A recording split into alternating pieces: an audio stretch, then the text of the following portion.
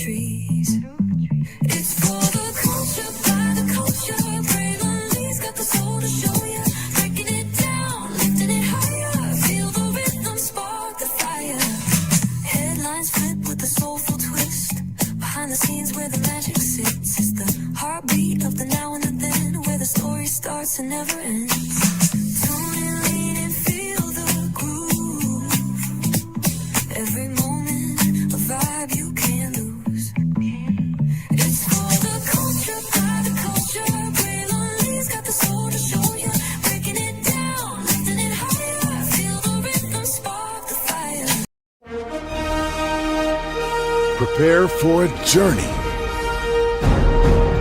beyond imagination,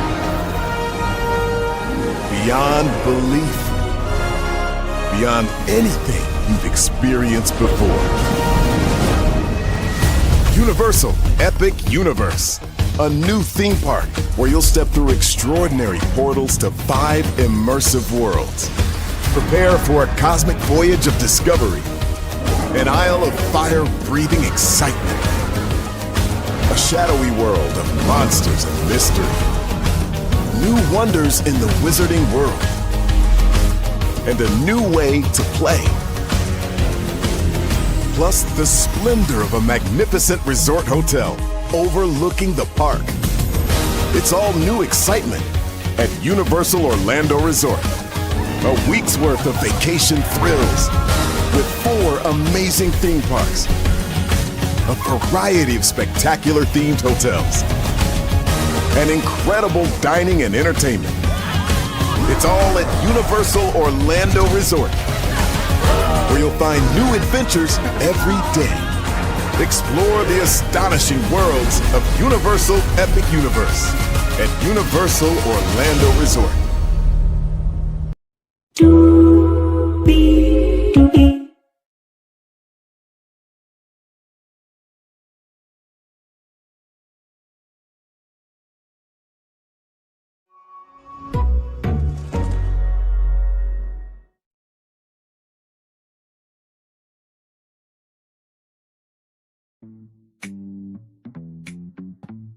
Well, hello to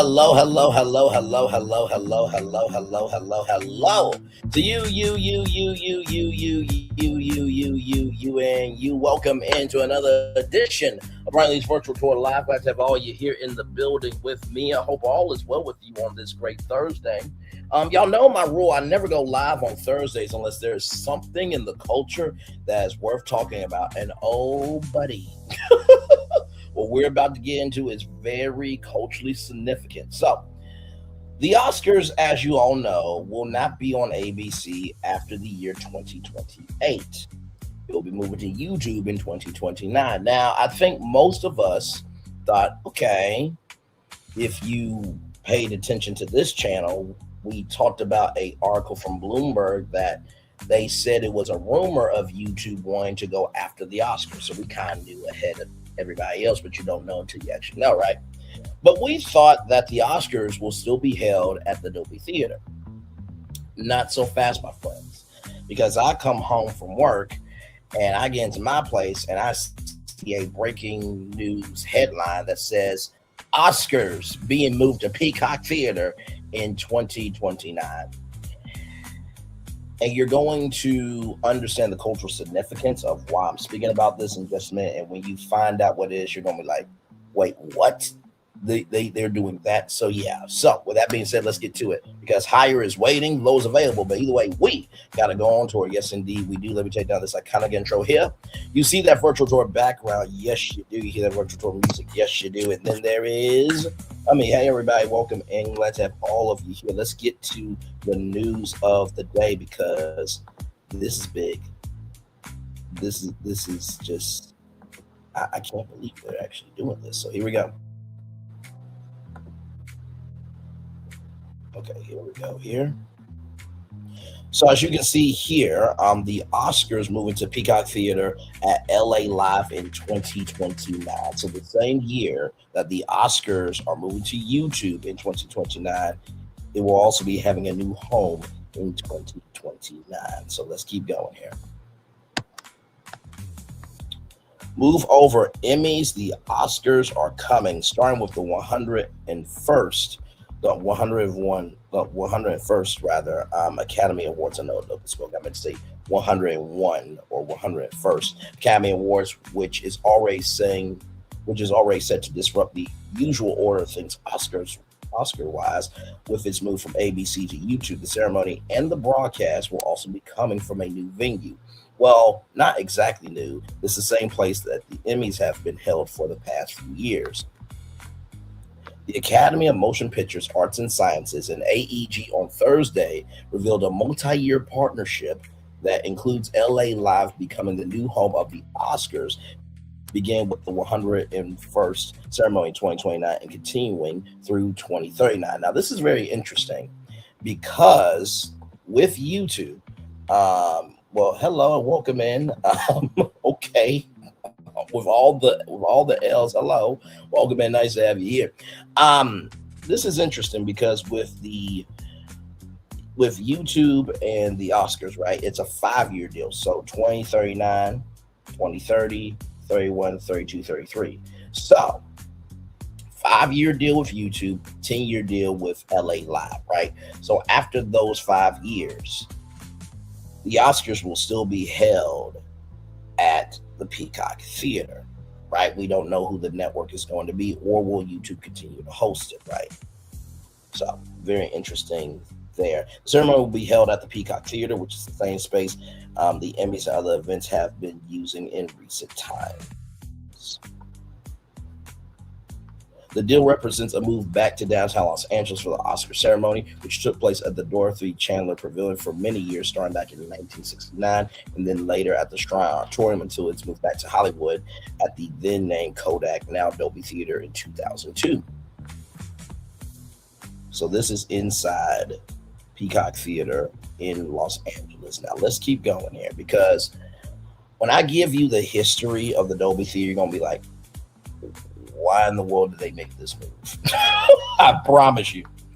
So AEG owns and operates LA Live, the 23-acre, 4 million square foot sports and entertainment district in downtown Los Angeles, adjacent to the Crypto.com Arena, also known as Staples Arena.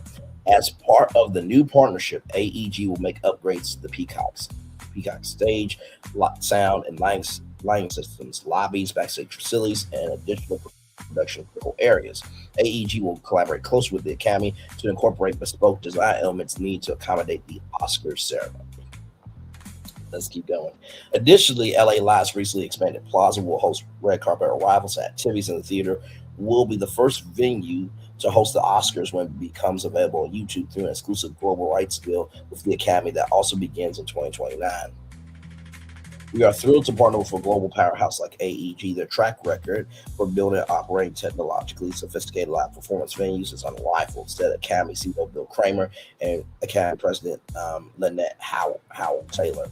For the 101st Oscars and beyond, the Academy looks forward to closely collaborating with AEG to make LA Live the perfect backdrop for our global celebration of cinema, both for our live and theater artists and for film fans around the world.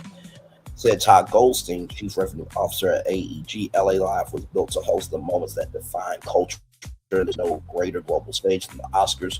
We are proud to partner with the Academy to reimagine what the Oscars can look and feel like in the years ahead. Together, we will create an environment that celebrates creativity, honors excellence, and delivers an unforgettable experience for movie fans everywhere.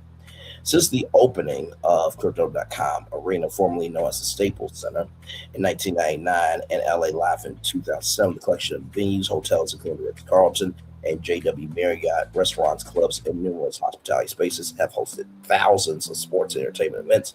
The Academy Awards will continue to be held at the Dolby Theater at Ovation Hollywood, formerly known as Hollywood and Highland, and televised live on ABC in more than 200 territories worldwide through the 100th Oscars in 2028. So what do I think about this destination? First of all, I really don't get it. Like, did you want the presenters and the attendees to be able to be closer to the venue? There is a hotel connected to Ovation Hollywood, right? So, like I said, most of the celebrities, they live in Hollywood. So I'm guessing that this will help the restaurants and bars of LA Live to be able to get some of that Oscar windfall. But as we're about to get to here after these 14 comments, wait till you hear the history of the Dolby Theater. Then you're going to be like, my God. But bigger than that, there's something else that's not being said out loud. And we're going to get to that. And wait till you hear what that is. Okay? All right. So let's get to it here.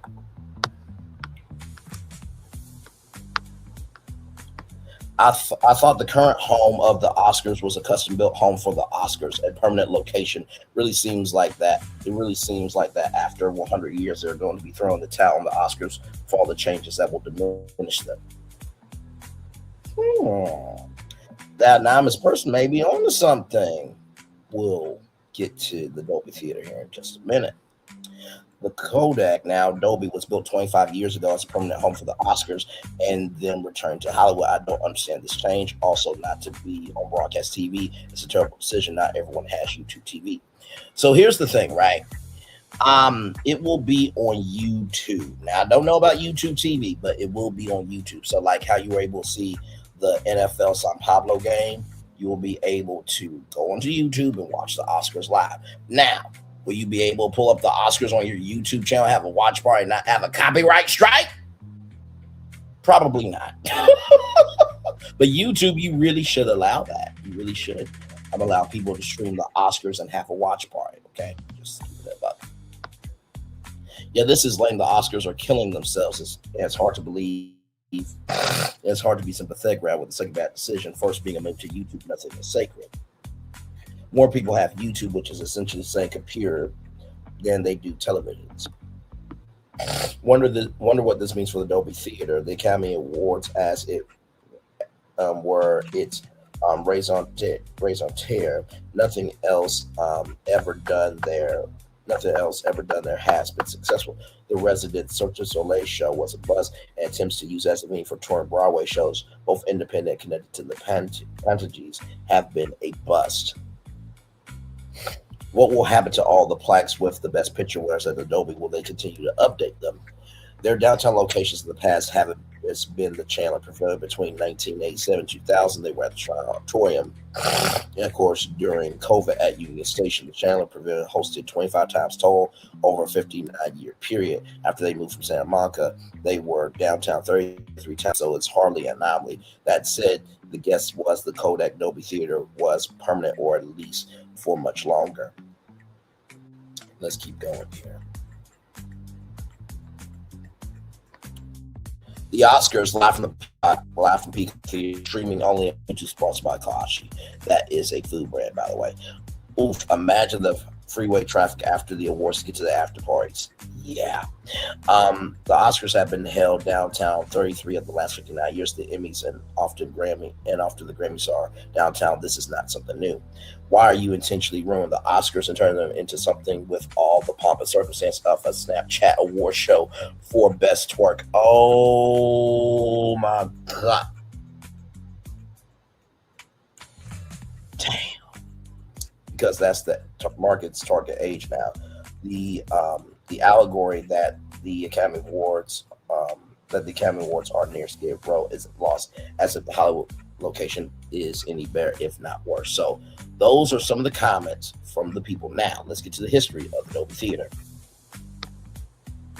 The Dolby Theater, formerly known as the Kodak Theater, is a live performance auditorium in Ovation Hollywood shopping mall entertainment complex on Hollywood Boulevard and Highland Avenue. It used to be Hollywood and Highland. In the Hollywood neighborhood of Los Angeles, California, United States. Since its opening on November 9, 2001, it has been the venue of the annual Academy Award ceremony. It's adjacent to the TCL Chinese Theater, opposite the El Capitan Theater on Hollywood Boulevard. The El Capitan Theater is owned by ABC and Disney. Besides the Academy Awards, the venue has hosted other concerts and theatrical performances. Architecture. The theater was designed by David Rockwell of the Rockwell Group, specifically with the Oscar ceremonies in mind. Though the stage is one of the largest in the United States, roughly tied with the Elliott Hall of Music at Purdue University, measuring 113 feet, 34 meters wide, 60 feet, 18 meters deep. Its seating capacity is only half of that of the Hall of Music, accommodating 3,332 people. The auditorium has become known as the venue for televised theatrical performances of American Idol, the Academy Awards. The architectural team consulted extensively with leading production personnel in Hollywood, achieving a highly functional cable structure with an underground cable bunker that crosses under the theater to truck locations on adjacent streets. Power is also sustainable and accessible. The theater has a unique Rockwell-designed cockpit in the orchestra scene area for camera, sound, and stage management.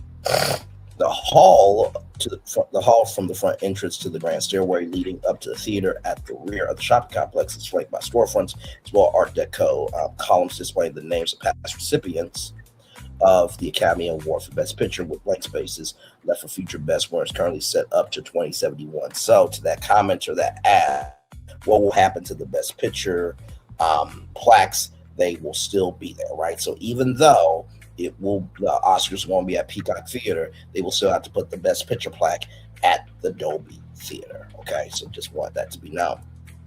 In a fashion reminiscent of Hollywood movie making, the building is dressed before the Academy Award ceremony, sometimes with a different sign on its facade, red drapery to high storefronts, and the famous red carpet running up its grand stairway. Here is the history of it. The theater was developed by Trinsic Hahn Layer Trinsic Properties in partnership with the Academy of Motion Pictures, Arts and Sciences.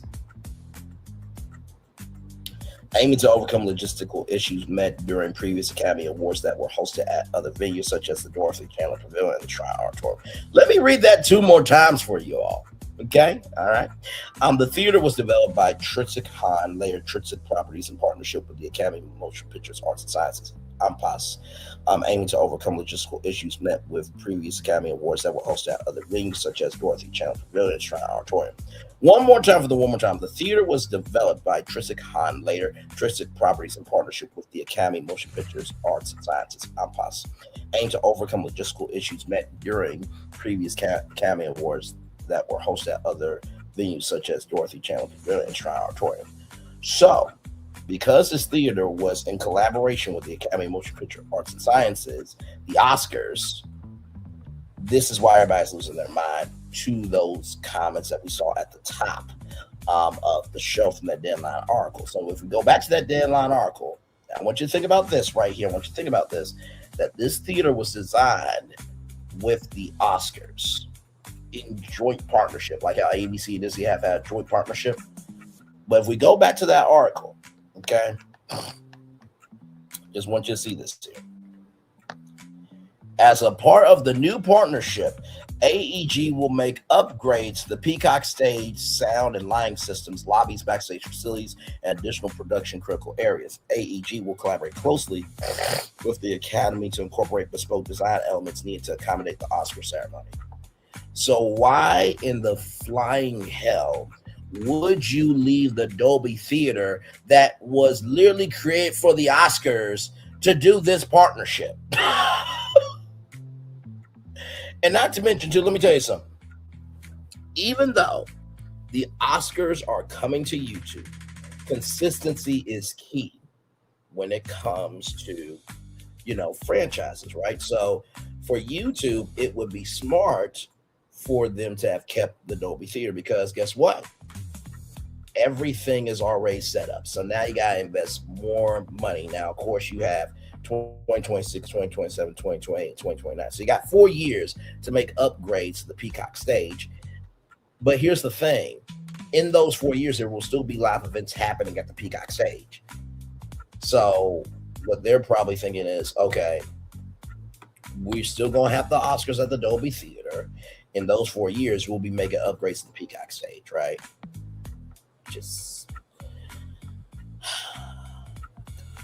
I can't do it. So here it is here from Dolby, right here. So this is the famous Dolby Theater. So, this is where the fans sit, and this is where Media Row is.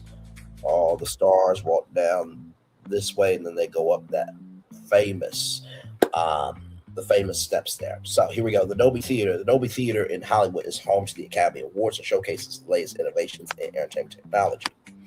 The Dolby Theater hosts the world's biggest movie premieres, events, and performances, including the Oscars.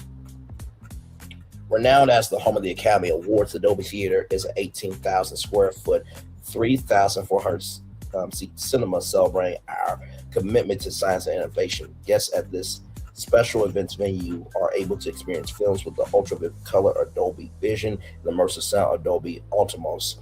Dolby Vision looks more like real life with darker lights, lighter lights, darker darks rather, lighter lights, excuse me, and remarkable color range. Dolby Atmos creates a multi-dimensional soundscape with sounds that can be placed anywhere in the cinema, including overhead. In fact, the Dolby Theater has 215 individually powered speakers enabled with Dolby Atmos, making it one of the most sophisticated sound systems in the world. We've been working with talented filmmakers to create unforgettable movie experiences for more than 4 years. From the cinema to the living room, Dolby continues to transform the entertainment experience, and the Dolby Theater reflects our own commitment to help movie makers realize their vision. And by the way, let me go back to the Wikipedia article here, because see right here it says 7 months later, both the Academy and Intrinsic agreed on a 20-year lease that allowed for the ceremony to be staged at the new venue. A 20-year lease. A 20-year lease. A 20-year lease. Okay. All right. So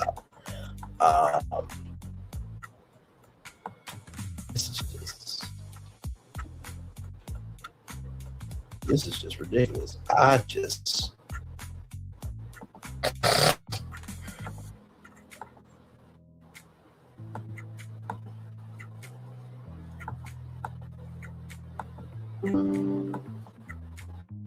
Let me see something there.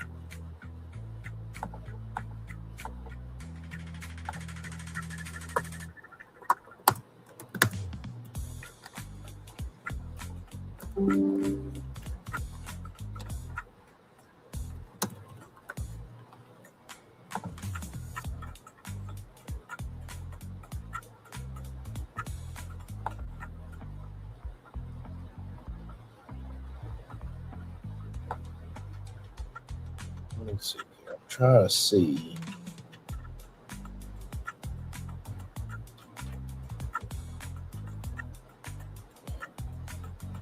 Okay, so the Oscars are contracted with the venue through 2028.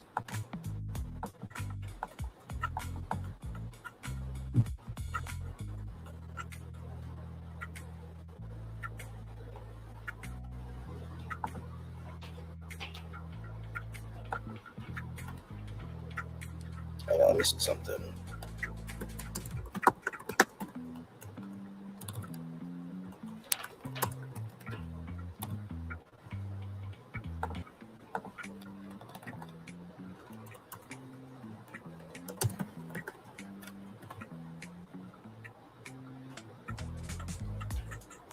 Okay, right here.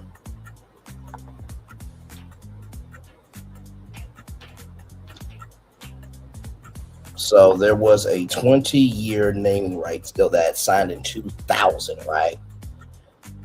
So, like I said, this is just mind-boggling to me that after 20 years, right?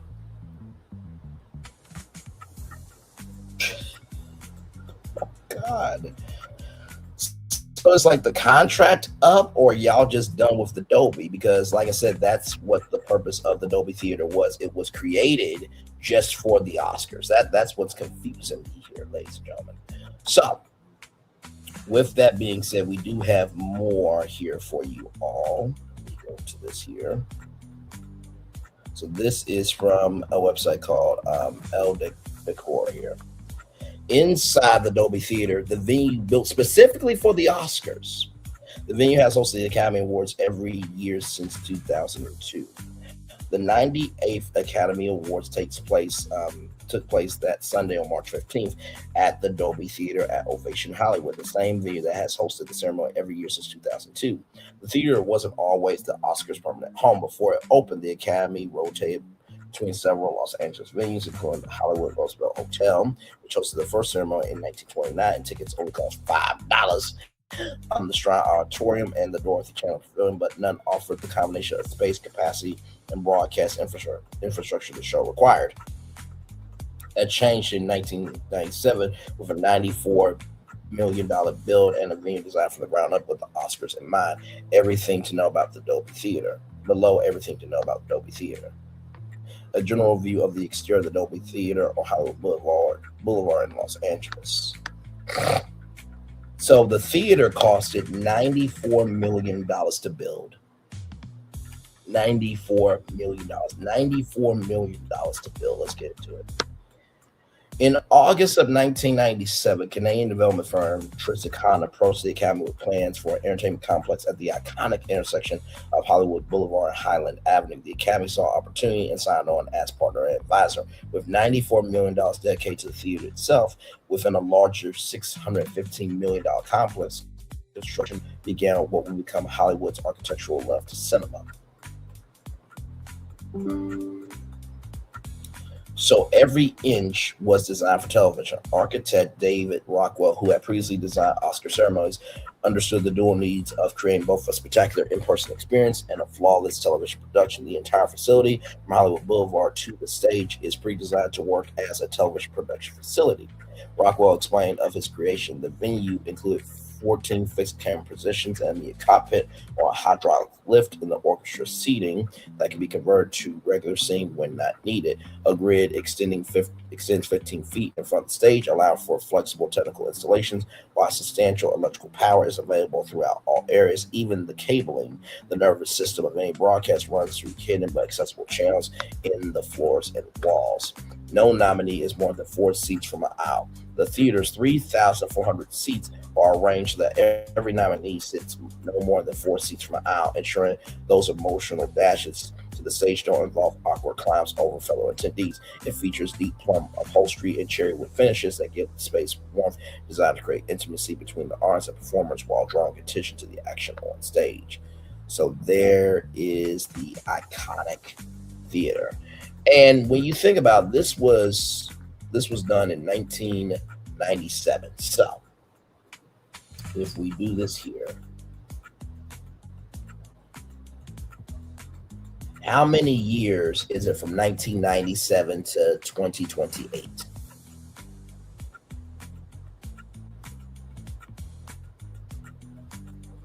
Y'all, from 1997 to 2028 is 31 years. I'm 31, my damn self. So I'm as old as the Dolby Kodak Theater in Hollywood, California. That's crazy work, right? And when you think about the Dolby Theater and the Oscars, it's been there every year since 2002. So how many years is it from 2002 to 2028?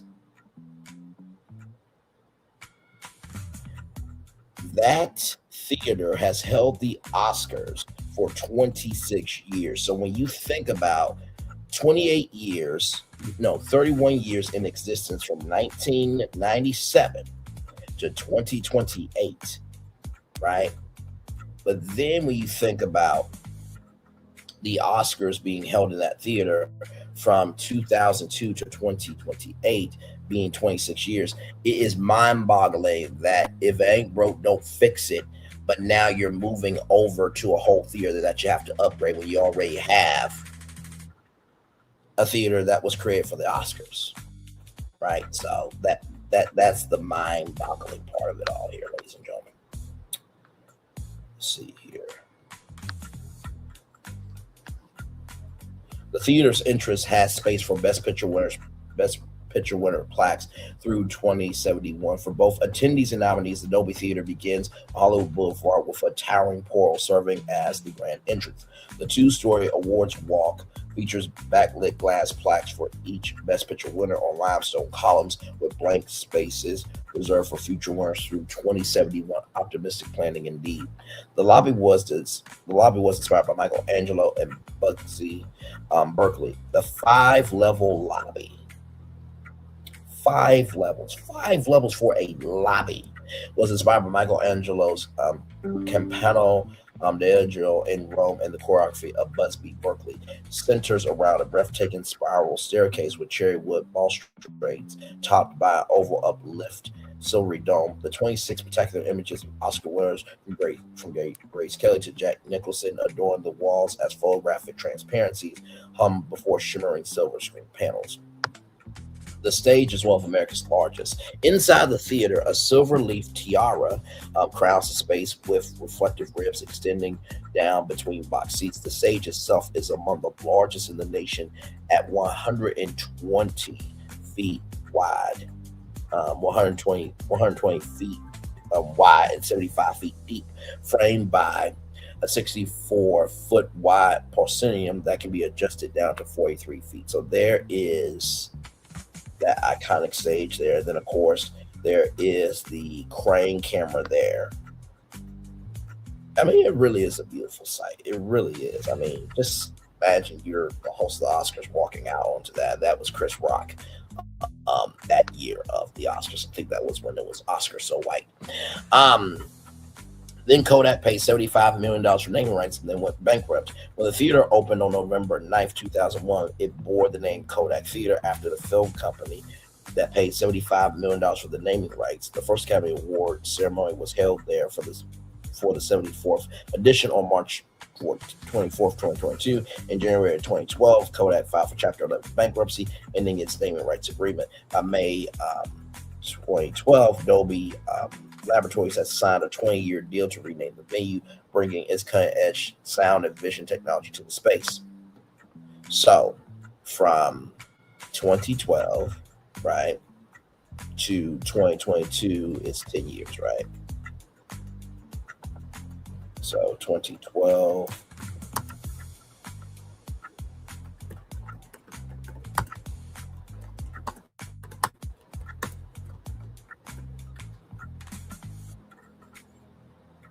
Let me see.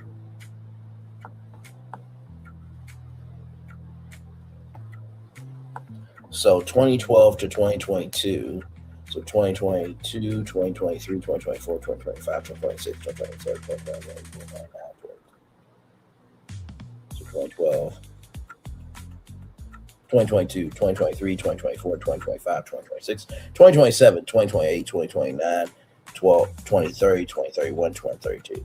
So to 2032 will be 20 years. So it will still be named the Dolby Theater, right? Let's keep going. The sound system features 215 individual speakers. Today, the Dolby Theater features one of the world's most sophisticated sound systems, featuring Dolby Atmos technology with 215 individually powered loudspeakers. The projection system uses Dolby Vision technology, delivering a 1,000,000-to-1 contrast ratio, twice the brightness of standard screens. It's home to other events too.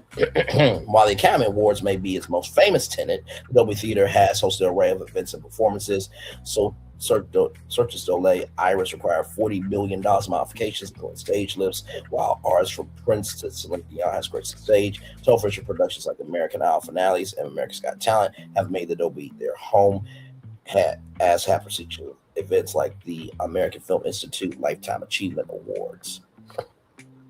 The Oscars have moved only once since 2002. Dolby Theater has hosted every Academy Awards since 2002, with only one exception, the 2021 ceremony during COVID-19 pandemic, which was moved to Los Angeles Union Station for a downsized event, talking about supporting role with staying power. So shout out to Julia Cansala, who was the engagement director at Elle Decor, where she oversees the brand social media and writes about the intersection of design, pop culture, emerging trends. She also authors the monthly Elle Decor Scope column. Her work has appeared in Inc. magazine, House Beautiful, Marie Claire, and more. So, with that being said, here is a tour of the Dolby Theater. Let's roll that. This is the Oscar stage, and I'm standing on it. Welcome to the Dolby Theater. That's a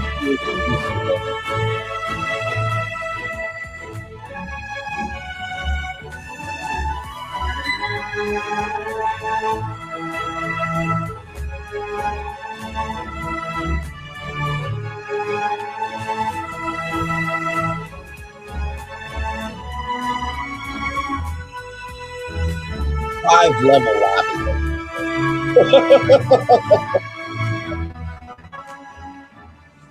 Wow. This is behind the scene at Dolby Theater, where the Oscars are held every year.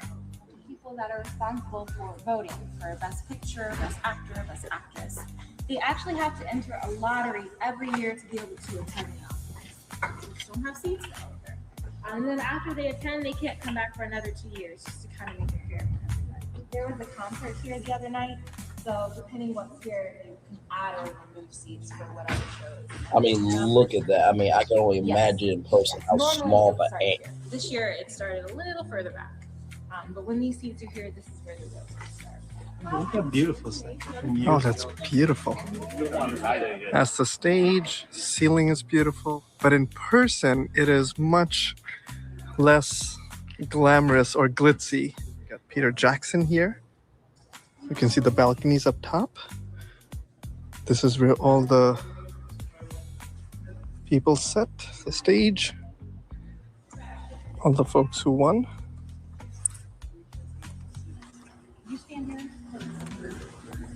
Everybody this way. It's beautiful. It's 1920, like That's an Italian architecture. on TV. It looks modern, but I like the antique. You know, I like the old. Yeah, the old looks. Architecture was beautiful. It's reminding me of New York. Yeah, like Carnegie Hall. Yeah, exactly. That is very cool. So we are in the employee only area. Yeah. Yeah. Uh-huh. But this is where the stars. Now, for those of you who don't know this hall, Ryan Seacrest has been in this hall when he has knocked on the door of the finalists for American Idol, and then he walks to the stage. So these are the corridors and the utilidors, if you will, to use a term for Walt Disney. Let's keep going.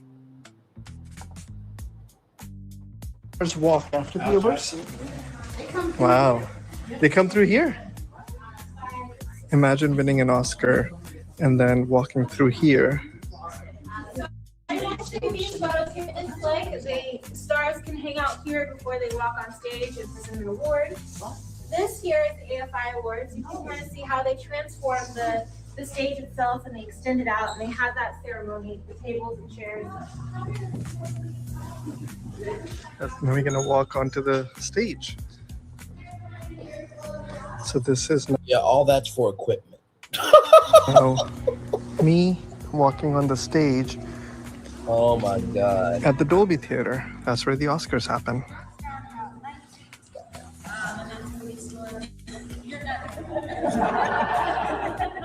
It's close. That's where they store a lot of other. The winner is.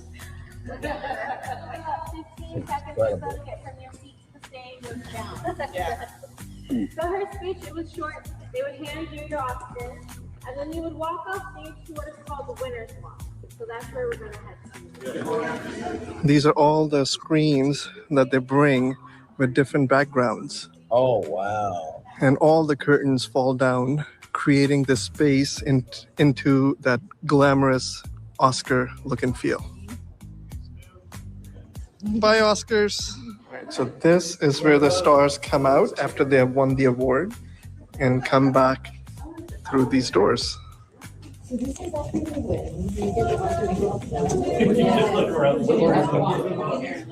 just realized he has like a legit setup. So this is where the actors go after winning. This is not part of the tour, but this is the view from the balcony Oh, wow. looking at the Oscar stage. The booth. It's like a secret. Yeah, because it goes right into the hotel across the street. You never cross the street. So there's a hotel that's across the street. So this is why it's really confusing. And by the way, shout out to Kritz and Issa for doing a great job on getting not just great footage, but great perspective of the Dolby Theater. So this is why it's kind of mind-boggling to the industry of why are you moving it to the Peacock Theater when everything is already there for you? Like, I would think that would be less overhead because it was built for the Oscars. Let's keep going. What hotel? I think the Roosevelt. Yeah. At the Roosevelt? Yeah. It goes Yeah, right through, just go right to the hotel. You never see them again. Just go underground. It's like a tunnel. Underground. No, not underground.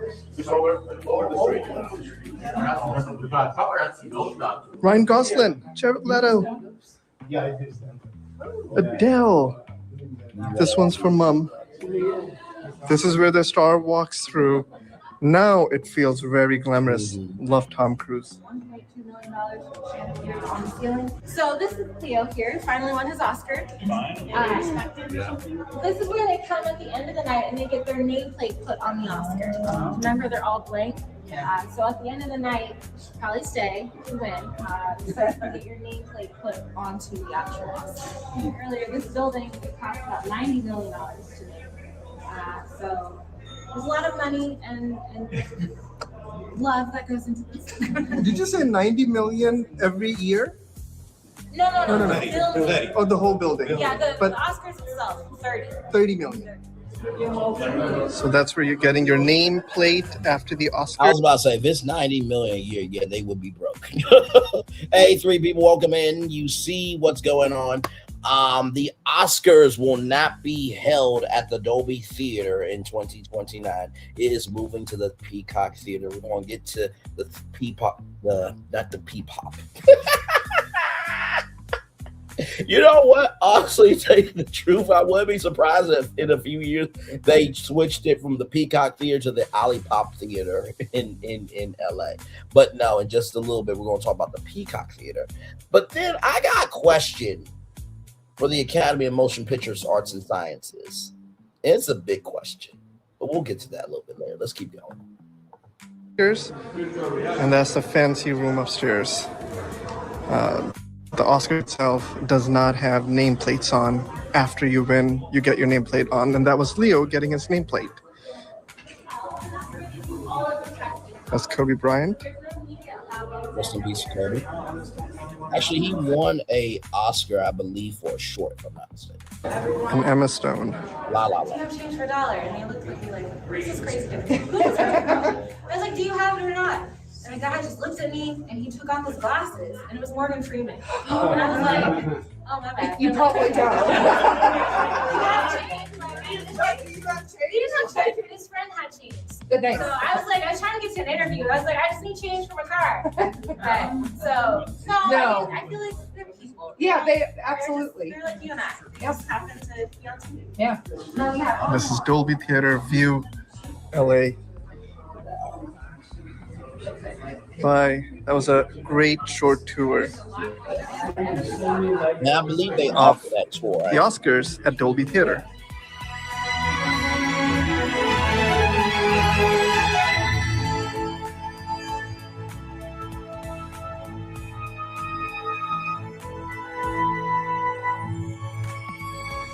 So that was behind the scene tour of Dolby Theater where the Oscars are held. That was very cool. All right, so this is where the famous Will Smith incident happened. Oh, God. Maybe right over here. Oh, Chris Rock, God. Will Smith, Dolby Theater, Oscars. Here's an ISA channel. Oh, my God. That never gets old, baby.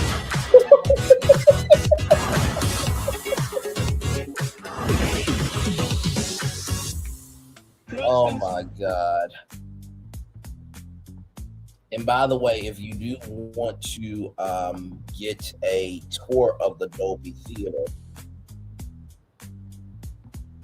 if you want to get a tour of the Dolby Theater, you can do that as a group. Just email boxoffice@dolbytheater.com. And also, too, you can also get a Go City Pass right here for a 30-minute guided tour to see the stage and behind the scenes, right?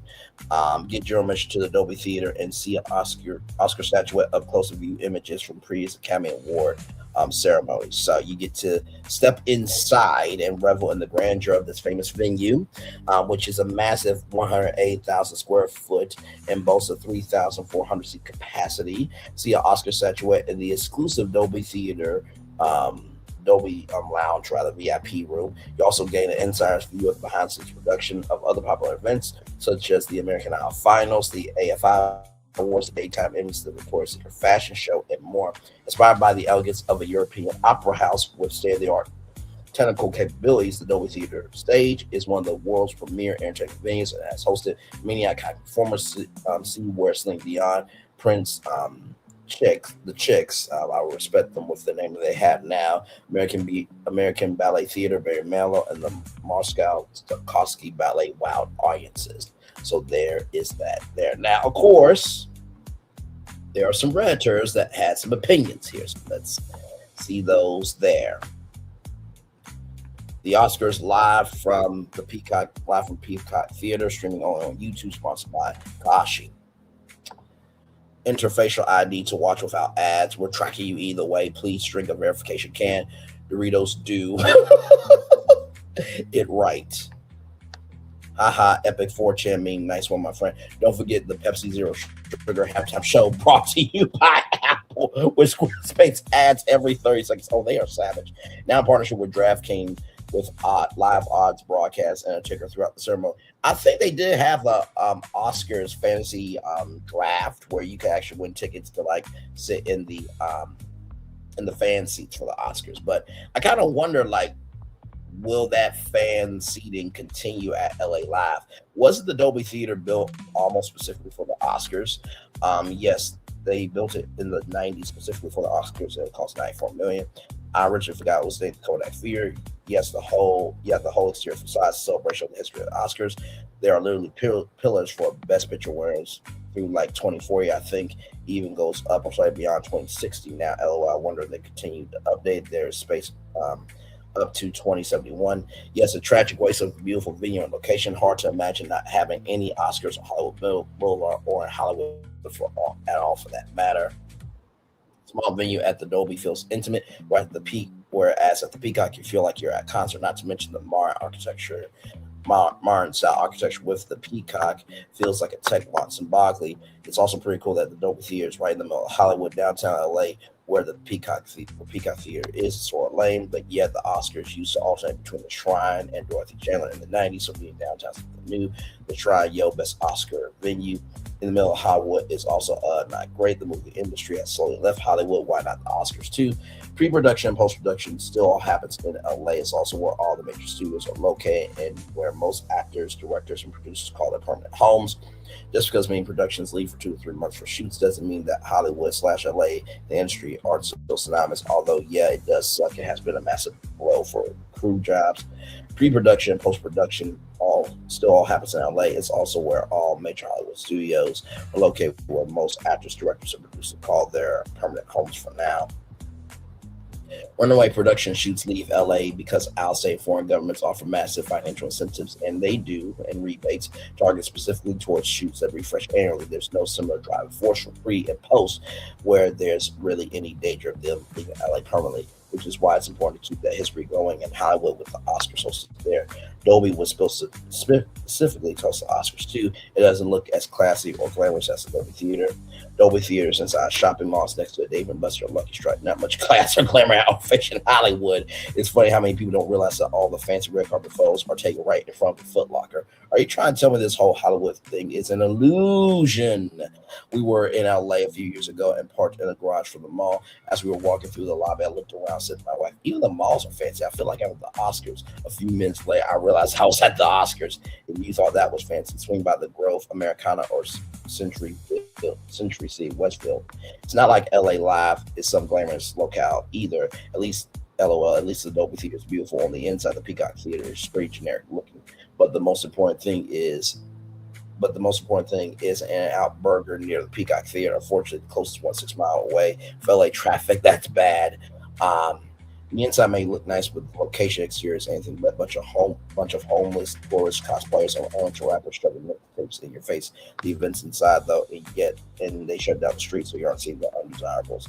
Peacock Theater doesn't have the same ring to it. Neither did Dolby after it was renamed from Kodak. People get used to it. We all pine for what is familiar. This isn't the same city where people were living at the same isn't named by a business supply chain store anymore. Hey, I'm all in favor of PonziScheme.com. Rip Staples Center. At least Dolby evokes a premium cinema experience, and that is very true. Most theaters have, Dolby technology technology. So that is a very true statement there. Yikes, there's such thing as too big of a venue. Half the words are going to take 10 minutes getting to the stage. And as we saw in that L article, it was designed where there wasn't a lot of running and jumping. It was like 15 seconds from the seat to the stage, right? I don't know if this is going to work out. With more seats, they can seat the nominee the same distance they always have. Yes, we'll find out, but I'm not putting faith in them seeing best short nominees anywhere front. They don't do that now. If the venue now fits inside the next venue, then you just sit the people the same and fill in around them. There are going to be hundreds of more nominees. I guess the rest will be guest seat fillers. Not all guests sit with their invitees, so none will change. One compound word zip line. How many would attend just for the zip line? Sean Penn file, come, but you better seat me at the top. Maybe that will hasten the acceptance speeches, as long as the winners aren't too excited and rough on the rope. Mike from Entertainment 365 should be okay with it. It's waiting for them at home is really bad. I feel like I'm working down there and are just here for the zip line. The zip line. Now we're talking. So I guess there is an actual zip line. Okay, never mind. Forget that. Forget. Hashtag scratch that. Now we're talking a larger venue doesn't mean the nominees will sit further away. It just means you got more people in the general population. The Game Awards filled it easily, so I can't see it be a problem. I'm assuming this is so they can sell more tickets to non-invitees for extraordinary prices, hoping to recoup some of the fallen revenue from this dying show.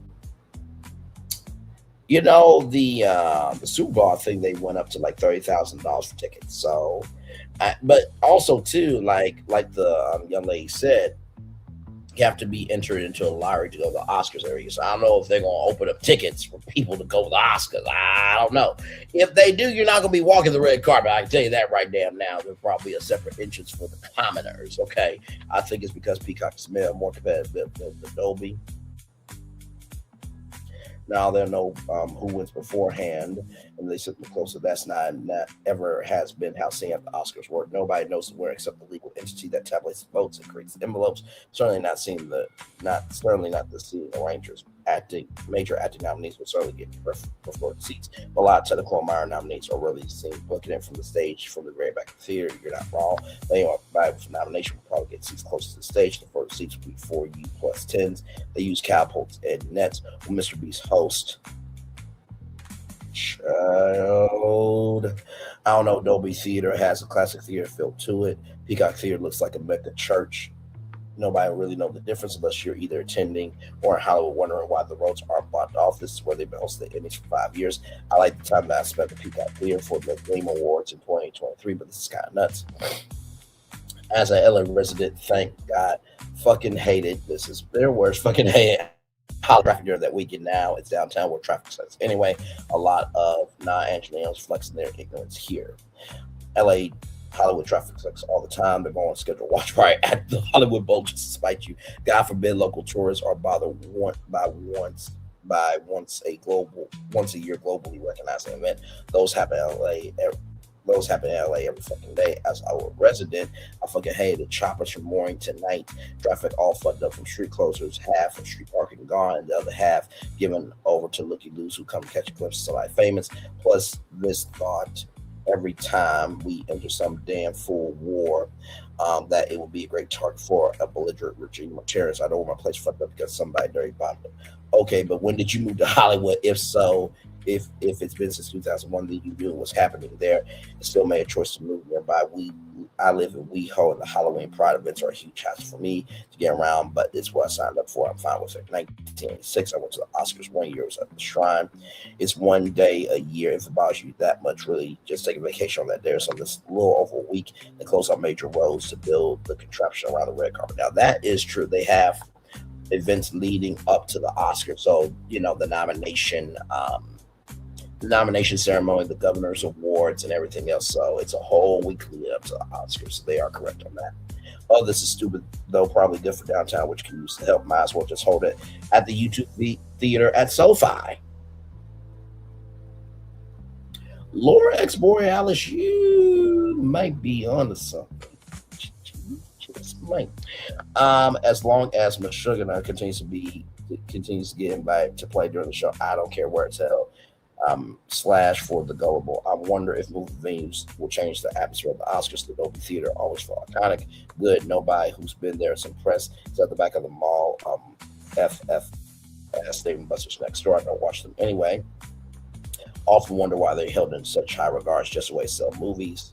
I'm trying to find old Asian action movie 1990 2010. There's a red energy light coming from the ground that makes people stronger, aggressive red eyes. A girl is the main character. She grows up from a baby, fights with a man, the final scene, and now she gets shots and dies after getting him. So does anybody know this movie? Same comment. Ain't gonna cure the serious case of Oscar fever I had. Jesus, downtown's already terrible. Traffic as a Universal or land as a UOAP. This pleases me. So I'm guessing that, as they're saying, a Universal Hollywood pass holder. I'm assuming this is gonna ruin the world tour. By the time they move YouTube and the Peacock Theater, it would just be the Game Awards, but with less viewers. LOL. Those are all the comments. Okay. Yes, we're going to get to that here in just a little bit. Hey, Phil, welcome in. Glad to have you here. So here's more comments from the Oscars Reddit. So that was from the movies Reddit. This is from the Oscars Reddit. Here we go. 37 comments, my Lord Jesus. Why do y'all comment so much? While the Dolby has events throughout the year, it's primarily built for the purpose of hosting the Oscars. The fact that the Oscars are moving out of the Dolby is nuts. Surprised me they don't want to host at the David Griffin Theater at the Academy Museum. The Griffin can never host something like the Oscars. It does have the infrastructure capability. Yeah, I didn't realize it was much smaller. It seems weird to build your museum for the Academy and then not host your own events. I'm sure they host heaps of events for the Academy there, not just this one huge international televised event. Plus, it's in Hollywood. What else is left on Hollywood Boulevard? If I can point out my visitors that this theater is where they have the Oscars. The entire facade of the steps leading to the main entrance is a tribute to the ceremony. I agree. I feel like this is a weird move. The Dolby Theater has capacity of a little less than DGT rather. That venue has capacity a little less than 1,000. Dolby sits at 3,300 plus all hotel and office space from crew, meeting rooms, hospitality rooms, provided by the lowest hotel elevation connected to Dolby Theater. Thanks, I hate it. Plus, it's a lovely theater. I actually went last fall to visit my cousin to see David Byrne and his band at the Dolby Theater. It's actually a great sound for concerts. I hope there's some backlash and maybe they can nix this move. While host a celebration of Hollywood movies and move out of Hollywood. That place is basically only known for the Oscars. I don't know any other events there. I love visiting and seeing the wall for the pad off all past Best Picture winners. Feels like the venue only existed as a place also Oscars. It feels weird to move to downtown LA and generic venue where the Grammys were already held away from Hollywood, where the Grammys pre-show is held even. They could have kept the columns for the Best Picture winners. They don't have enough space for reserve. It could keep going until like 2100. The Oscars live from the Peacock Theater, streaming on YouTube, sponsored by Kashi and Pod Market. Don't forget Burger King. What, you can't break tradition? Barack Obama's like, what the hell is going on here? It will only be tradition for 26 years. That's 26% of the awards. Why would they not move to the YouTube Theater? I know that's not LA, but still. We're going to get to that. Extra 1,200 seats at the Peacock. They don't fill the house at the Dolby. Well, now we'll be packed with YouTube stars as well as Hollywood stars, YouTube stars, influencers who leave a mess. Pinocchio, hey, good to see you, good sir. On the Oscars not being held in Hollywood proper just feels where I could agree more. It doesn't seem right. Hopefully they will change their mind about it, rather, but I doubt go back to the Shrine. The Peacock is an ugly, cold, empty bar for place that would class a shame. Damn. Also, the Peacock is attached to the Hot Topic and it's completely classless. Just holding Crypto.com Arena or at the Kia Forum at this point. That's a great idea because not only will it fit 90s and guest presenters and Academy members, but also the public as well. The Oscars should have a public audience too.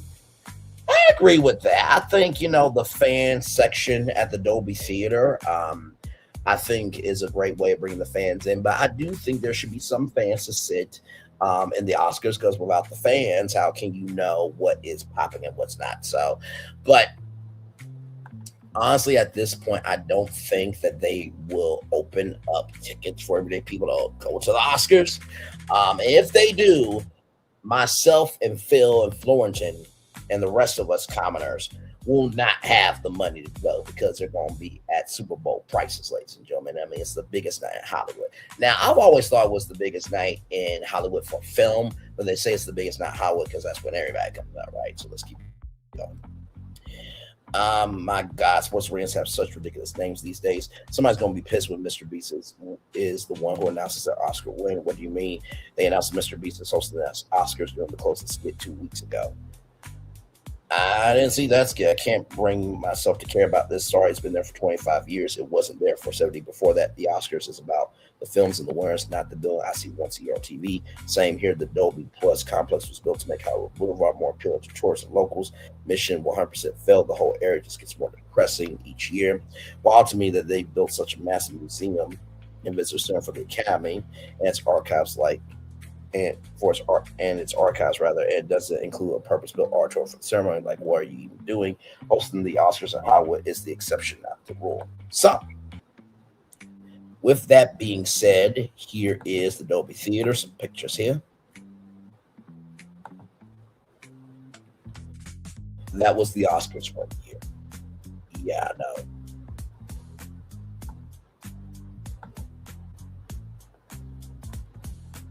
There are those famous steps there. And like I said, I think that Hollywood and Highland, or Ovation Hollywood, definitely has the space to do more television production. And I kind of wonder why they don't. I'm surprised that ABC, NBC, CBS, Fox, or the CW has not done a content partnership to produce content from there, but that's just me. That's just me. That's just me. By the way, the capacity for the Dolby Theater here is 3,300, right? So let's get to the Peacock Theater. Okay, let's get to that.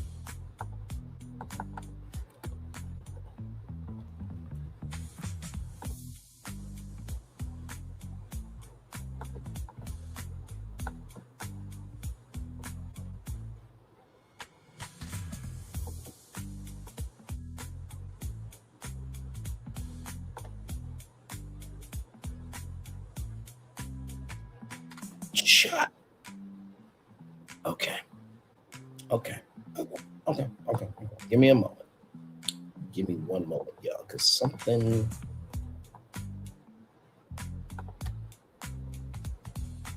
I can't believe it. Okay. Before we move on, I want to show this now. We saw that video from.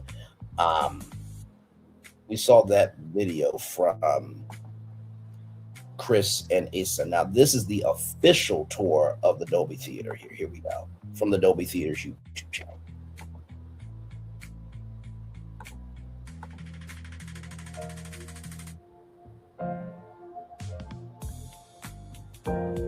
When we put our name on the Dolby Theater in Hollywood, we didn't just get engaged or going out for a date. We got married. It's a very long-term commitment. And there's a true partnership, with the Academy, with the Sim Group. The sponsorship wasn't just something that landed on our lap and we said, oh, this seems cool. We really are lining it up with some great initiatives that Dolby's doing. And we're really recommitting ourselves to the cinema business, to Hollywood, to great storytelling. We're going to bring in the top level, cutting edge cinema technologies that Dolby has been developing in the past couple of years. One is called Dolby Atmos, which is really a new way to look at sound in the theater. And it's incredible. The sounds are coming at you from above, and each speaker can be individually modulated to create a really big sense of just dimension in the room. The technology itself is actually very intelligent and it scales incredibly well. The renderer actually knows the environment that it's in, and it's really that part of the puzzle that really helps make this kind of sound technology work, and especially in a room of that size, because it's able to articulately calculate the size of the room by knowing that, the shape, geometry, where speakers are, what they're capable of. Some of the challenges for that particular room, given its size, is the fact that we're actually having multiple renderers. We're going to be using 2 in that room, possibly 3, that are all going to be talking to each other, and then allowing Atmos to play back correctly, given balconies and people underneath balconies, an orchestra pit, etc. In my opinion, it's really about making a very strong statement about our commitment to the participation to the filmmaking industry and to Hollywood in particular, about how important that not just that venue is to us, but that industry. And that is the epicenter. And we're proud every year to be able to celebrate, the Oscars and several other events with that community. Hollywood is not a new destination for us. We've been partnered with the industry for many, many years. And you've heard our technologies every time you experience a movie, whether you're going to the theater, whether you're watching at home over DVD or Blu-ray, or even streaming a movie, you've been experiencing our technologies. And on behalf of Dolby, I want to welcome you to the unveiling of the Dolby Theater. Yeah.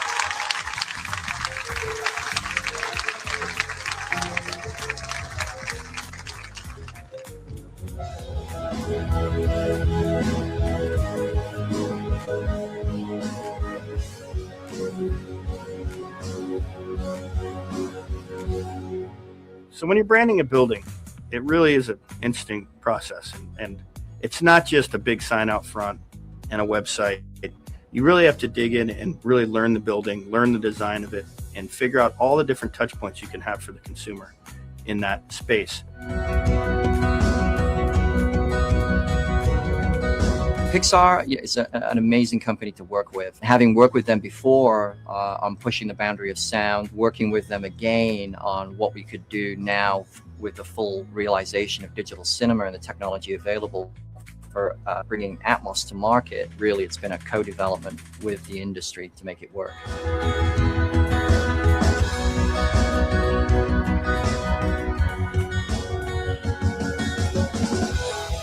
Capabilities of this technology really allows us to go much further than what we've been able to do. Now with Dolby Atmos and the combination of these technologies together, that we're really providing filmmakers ways to transform the storytelling and the art of storytelling, and also just give a completely new, different experience to audiences and give them that differentiator and just that moment of escapism that they're looking for.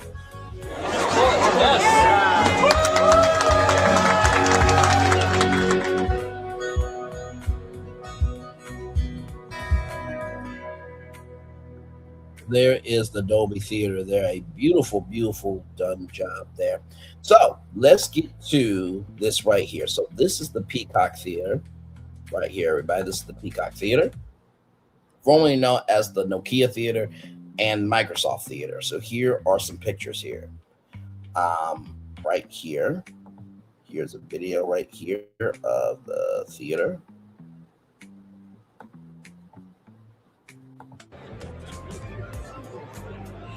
So Final Fantasy concert, and look at how big the theater is. Okay, how big the theater is there. Okay. Now there is more here, right there, right there. Mm-hmm. That's an iceberg, ladies and gentlemen. So the Peacock Theater has 7,100 seats, right? Now let's look at about the Peacock Theater here. Here we go. About Us. Peacock Theater has hosted over 120 music, family, dance, and comedy acts, award shows, televised productions, conventions, and product launches with over 500,000 guests passing through the doors annually. The 7,100-seat theater offers guests mid-sized intimacy with no seat further than 220 feet from the stage. Peacock Theater offers 12,000 square feet of VIP hospitality areas, 10 dressing rooms, and state-of-the-art technology, making it a favorite indoor venue for all performers and fans alike. If that was the case, let's go back to the article here. As a part of the new partnership, AEG will make upgrades to the Peacock stage, sound, and lighting systems, lobbies, backstage facilities, and additional production-critical areas. AEG will collaborate closely with the Academy to incorporate bespoke design elements needed to accommodate the Oscar ceremony. But, ladies and gentlemen, the Dolby Theater was designed in partnership with the Academy of Motion Pictures Arts and Sciences. So what the fuck are we doing here, guys? Making it a favorite indoor venue for performers and fans alike. Okay. All right. Let's keep going. Let's keep going. Since opening in October 2007 with 6 sold-out shows featuring the Eagles and the Chicks, Peacock Theater has hosted concerts starring the most popular artists, including Alan Jackson, Katy Perry, Charlie Wilson, Riz, Juan Gabriel, Aretha Franklin, rest in peace to her, Ed Sheeran, John Fogerty, Gabriel Iglesias, Mark Anthony, Sesame Street Live, John Legend, the Alfred Brothers, Neil Young, Steely Dan, Trey Songz, Kelly Clarkson, Rush, Yanni, Nicki Minaj, Juan's, Cat Stevens, the American Idol finale shows, Michael Jackson's This Is It, Straight Outta Compton, The Hunger Games, and Twilight movie premieres, and many more. Peacock Theater is home to the American Music Awards, the ESPYs, Primetime Emmy Awards, and the BET Awards, and has previously hosted the People's Choice Awards, Radio Disney Music Awards, and the 2010, 2011, 2015 VMAs, MTV Music Awards, the 2014, 2015 MTV Movie Awards, and the 2013 and 2022 Rock and Roll Hall of Fame induction ceremonies. Peacock Theater is centrally located within LA Live, a 4 million square foot, $3 billion downtown Los Angeles sports and entertainment district adjacent to Crypto.com Arena and the Los Angeles Convention Center. LA Live also features the Novo, a 2,300 capacity live music venue, a 54-story, 1,001 room convention headquarters destination featuring the Ritz-Carlton, Los Angeles, and the JW Marriott, Los Angeles at LA Live, and 224 luxury condominiums, the Ritz-Carlton residences at LA Live, all in a single tower, the Grammy Museum, okay, which I would not be surprised if the Grammys, which by the way is also moving to ABC. Oh, you didn't know about that? Give me a moment.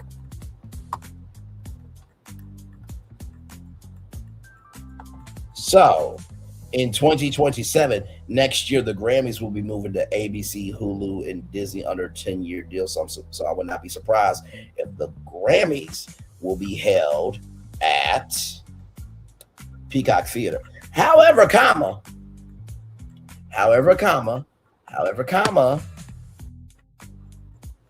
remember when we talked about the Dolby Theater and how amazing it was? Let's go back for a minute to that article from Elle Magazine, from Elle Decor.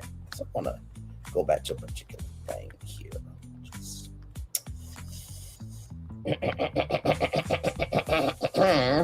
Right here. The sound system features 215 individual speakers. The sound system features 215 individual speakers. The sound system features 215 individual speakers, ladies and gentlemen. Today, the Dolby Theater features one of the world's most sophisticated sound systems, featuring Dolby Atmos technology with 215 individually powered loudspeakers. The projection system uses Dolby Vision technology, delivering a 1:1 contrast ratio and twice the brightness of standard screens. Today, the Dolby Theater features one of the world's most sophisticated sound systems, featuring the Dolby Atmos technology with 215 individually powered loudspeakers. The projection system uses Dolby Vision technology, delivering a 1:1 contrast ratio and twice the brightness of standard screens. Today, the Dolby Theater features one of the world's most sophisticated sound systems, featuring Dolby Atmos technology with 215 individually powered loudspeakers. There it is. The projection system uses Dolby Vision technology, delivering a 1:1 contrast ratio and twice the brightness of standard screens. Why am I repeating that 3 times? Do you not think that ABC will gladly, you know what? Y'all don't want to do the Oscars on ABC anymore? That's cool. Right? Y'all want to move the Oscars to LA Live and put at the Peacock Theater? We will gladly take the Grammys and host it at the Dolby Theater. Oh my God. To put to perspective, I love a premium sound in the car. Correct. If y'all don't think Disney, ABC is not going to host the Grammys at the Dolby Theater, you must be out your ever-loving mind. Because the LA Live the LA Live, rather, Peacock Theater agreement, right, is for 10 years, everybody, from 2029 to 2039, right? 10 years from 2029 to 2039. And the Grammys are going to be held for the next 10 years on ABC.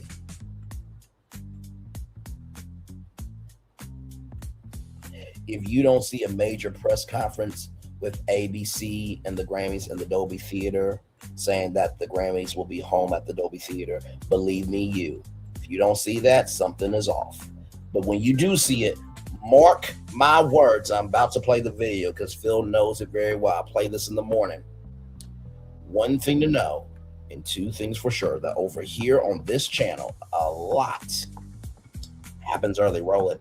It's a new morning for America's family. Sun's coming up, so make it all that it can be. You know a lot happens early. I'm Harry Smith. I'm Julie Chen. I'm Maggie Rodriguez. Morning everywhere. Come on, get up. I'm Russ Mitchell. And I'm Dave Price. And it's a little early for this. Right now, this it's a new morning for America's family. Sun's coming up, so make it all that it can be. You know a lot happens early.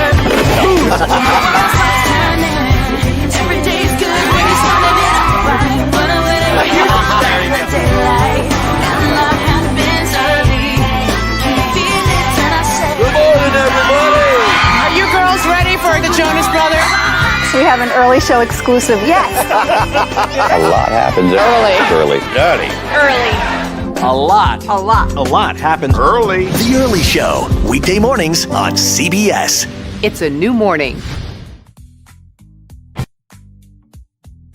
Like I said, if you don't think that the Grammys are going to be at the Dolby Theater, I have a bridge to sell you. Okay? All right? Let's keep going, shall we? Okay.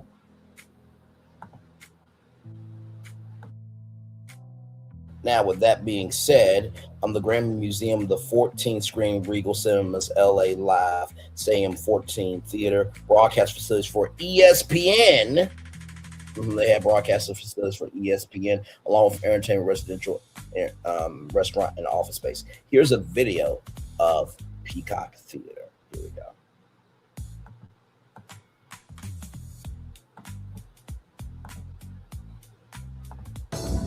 What's going on? this is going to change our lives. And this one is good. Ladies and gentlemen, start your engines.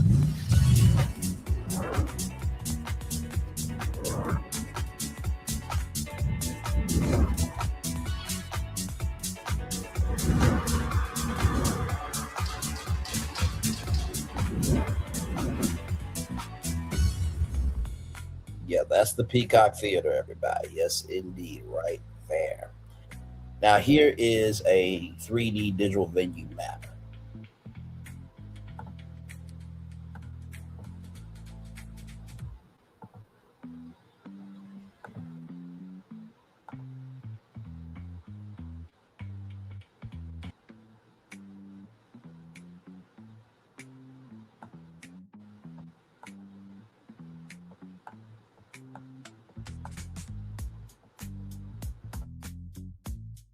That's the theater. That's the theater. The seat that I chose.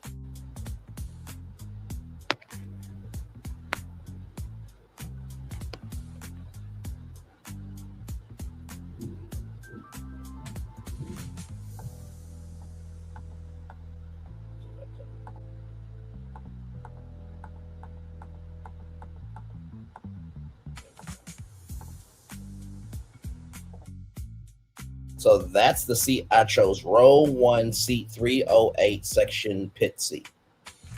Now let me zoom back out.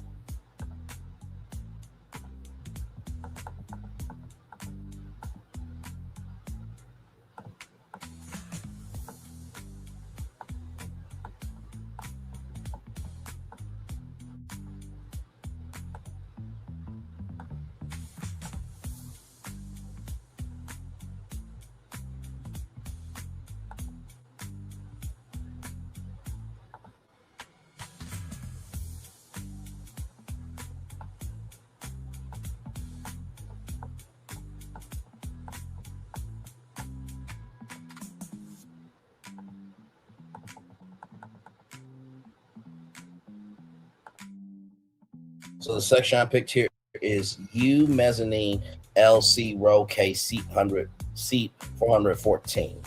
So that's the nosebleeds there. Now let's go down below here.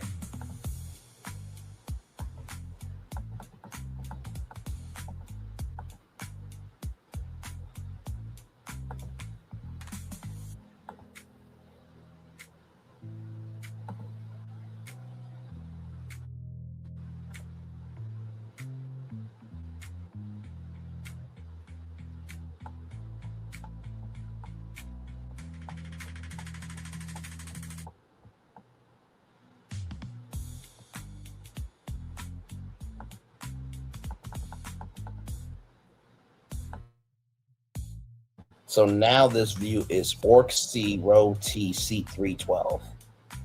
We'll zoom back out.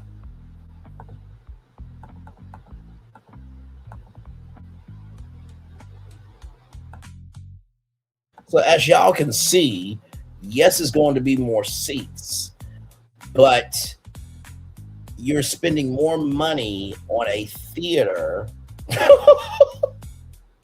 that they say on their website that it is a top choice for big events when you already have a theater that you spent $94 million to build for the damn Oscars.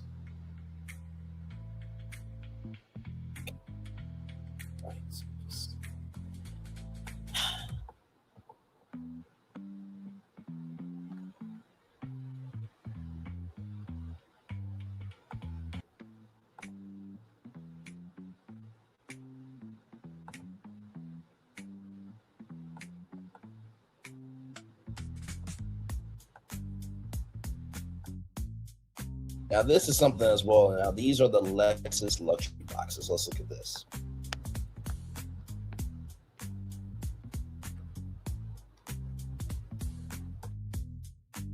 So it says, entertain and networking style, access the highest concerts, comedy shows, and more from your own private Lexus luxury box.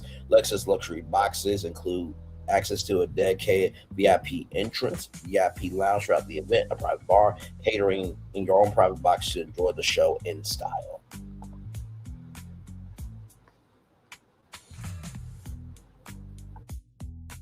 You can fill out the form below to buy a Lexus luxury box for upcoming event. All luxury box amenities are subject to the venue's discretion and can vary depending on the event.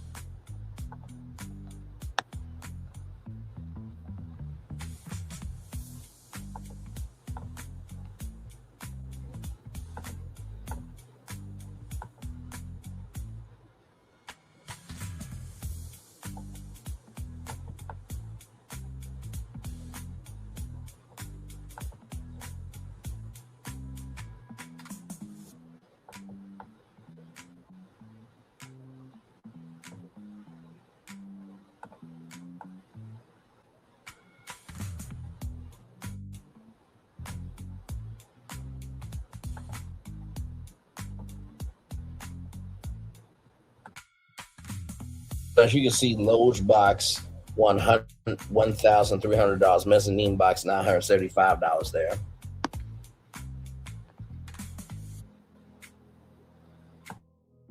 And then low box $100 a ticket, and this is for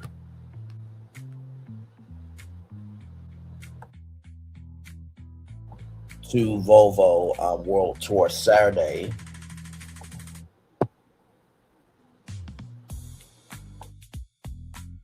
April 26th at 8 p.m. Okay.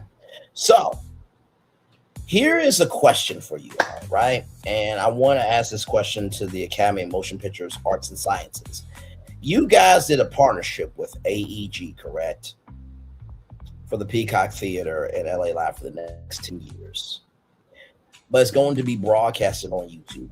Why not? Why not? Why not do it from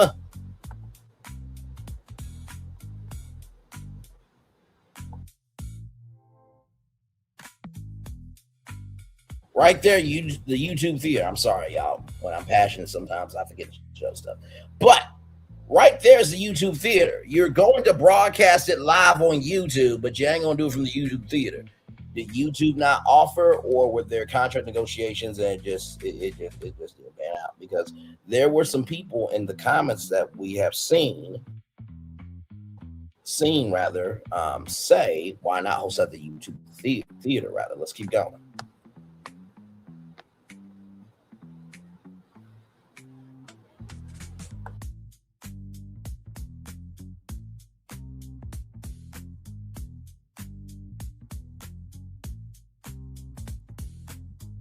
So YouTube Theater is a 6,000 seat performance venue located at Hollywood Park near a 300-acre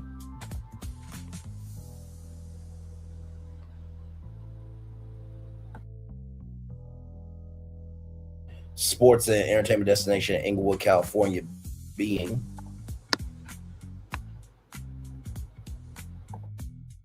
developed by Los Angeles Rams owner and chairman E. Stanley Carnegie. The state-of-the-art theater is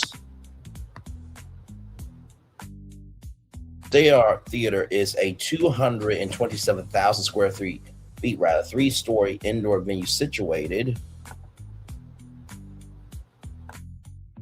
under the. Sorry, y'all. I'm only reading this because when I try to zoom in, it was small, so I'm reading it from side to side. So please forgive me.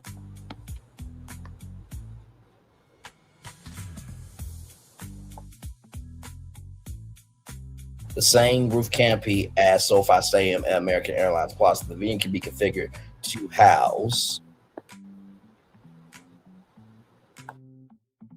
3 different crowd capacities, including intimate settings,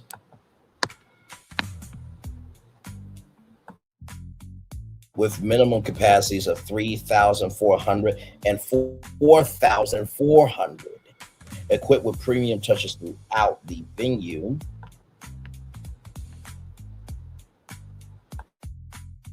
Ranked among the top 10 venues in the world for top grossing.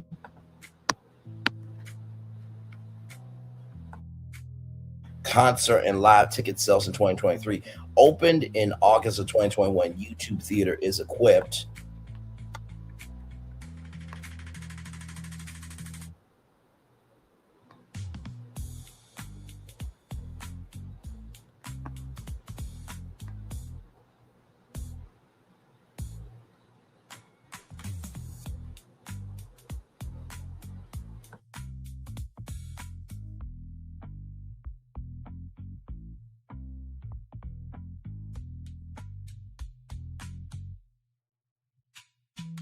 a variety of events, including concerts, award shows. Give me a moment, y'all.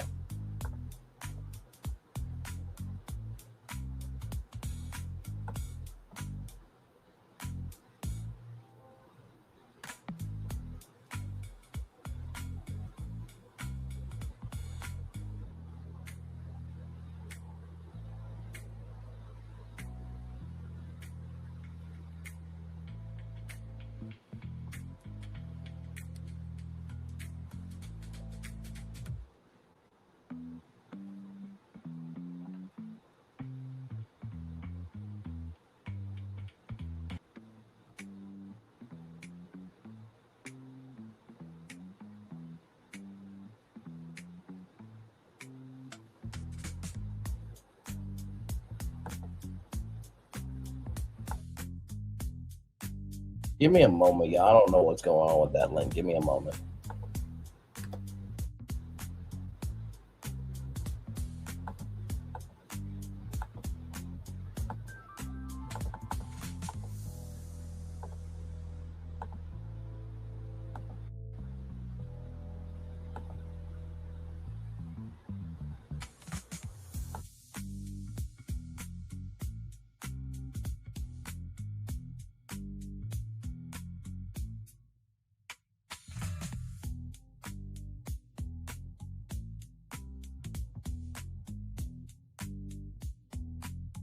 All right, we're back on it. YouTube Theater is equipped to host a variety of events, including concerts, award shows.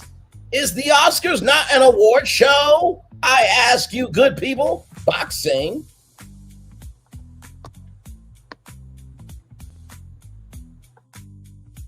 Esports competitions, community gatherings, conferences, and more.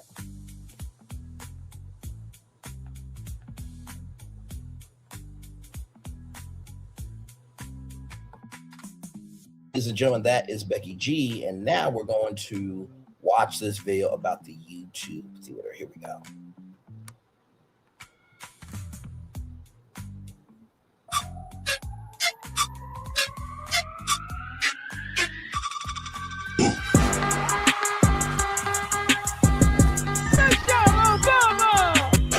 Shout out to YouTube Theater, baby. We here. What's happening?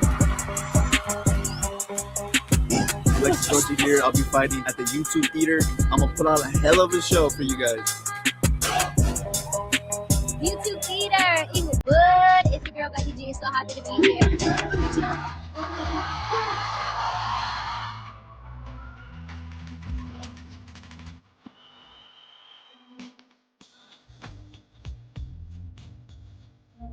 I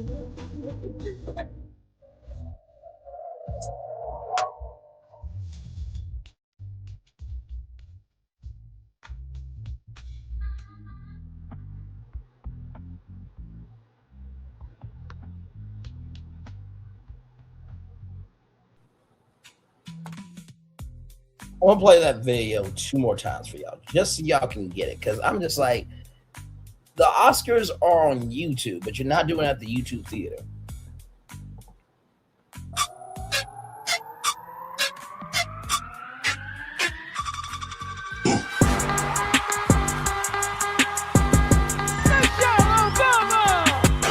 Shout out to YouTube Theater, baby. We here. What's happening? Lex Georgia here. I'll be fighting at the YouTube Theater. I'm gonna put on a hell of a show for you guys. YouTube Theater, Inglewood. It's your girl Becky G. So happy to be here.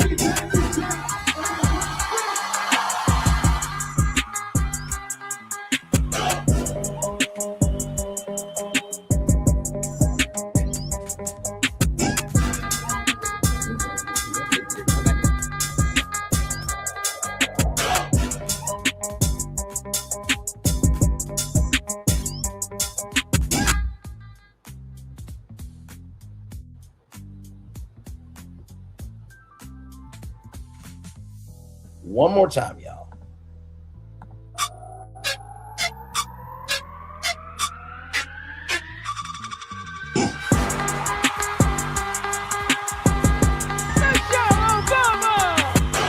Shout out to YouTube Theater, baby. We here. What's happening? Lex Georgia here. I'll be fighting at the YouTube Theater. I'm gonna put on a hell of a show for you guys.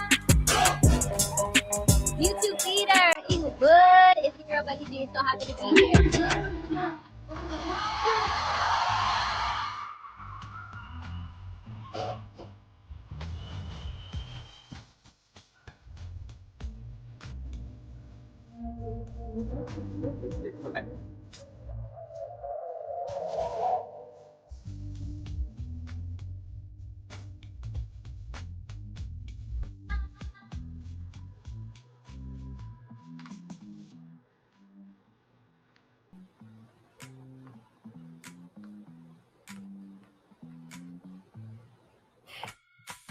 Somebody at YouTube need to come down front to Braylon Lee's virtual tour live and explain to me what happened to the point where y'all cannot get the Oscars at your own theater.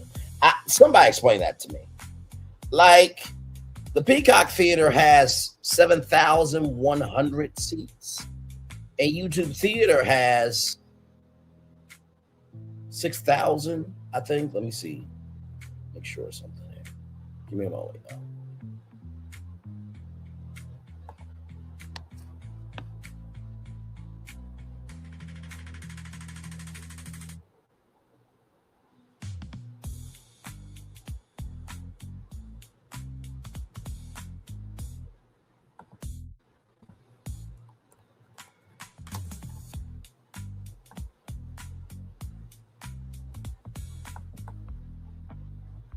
Yeah, that's what I thought.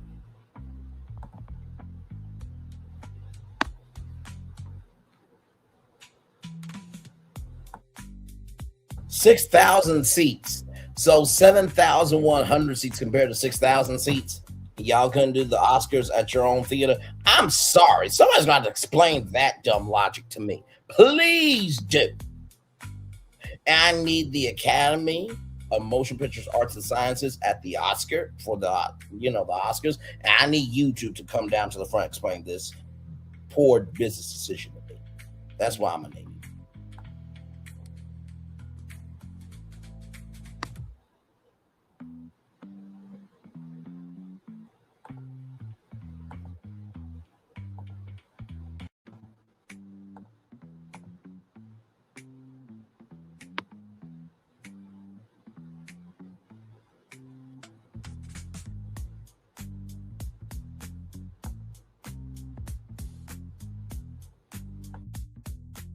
I mean, sincerely, like, this cannot happen done at SoFi Stadium at the YouTube Theater. I'm just confused about it. I truly am. Let's keep going.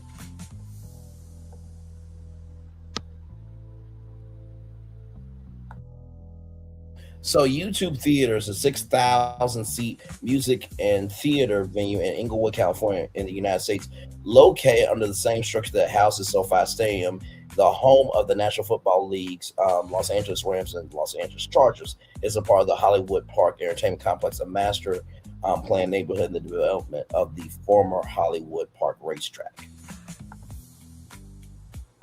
Does it sound like vroom vroom? Welcome in, good sir. Glad to have you here. And not to mention, too, I want to bring this up.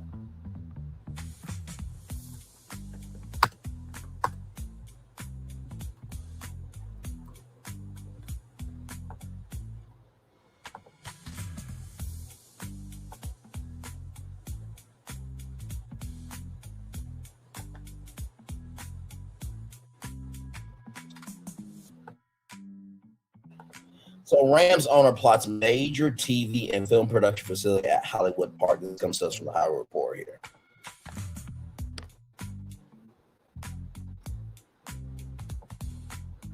Initial plans feature the construction of 5 18,000 square foot sound stages and a 3-story building, which will be built next to the SoFi Stadium in Inglewood, California. So you mean to tell me that the Oscars can't be held at YouTube Theater, the same place where Hollywood Park Studios is going to be built, and that could be the home of YouTube Studios as a tenant?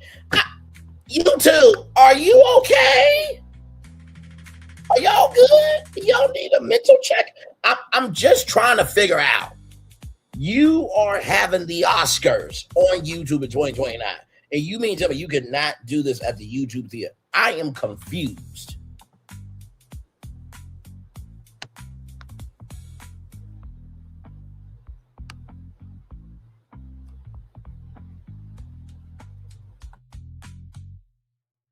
Hollywood Park Studios will initially serve as the temporary hub for broadcasters that have acquired the rights to cover the 2020 Olympics. Kronsky's company announced Tuesday after the Summer Games it will be made for film and television production as part of a broader vision to transform the property into a media entertainment technology campus. The first phase of construction for Hollywood Park calls for 5 18,000 square foot sound stages, 2 of which will open to a single stage, double that size across 12 acres. It will also feature a 3-story, 80,000 square foot office building around to support production and post-production services, as well as some bells and whistles to support operations, including a 1,100 car capacity parking structure and garage that can accommodate 60 trailers. Really, YouTube? Is this what we're doing? Okay. All right.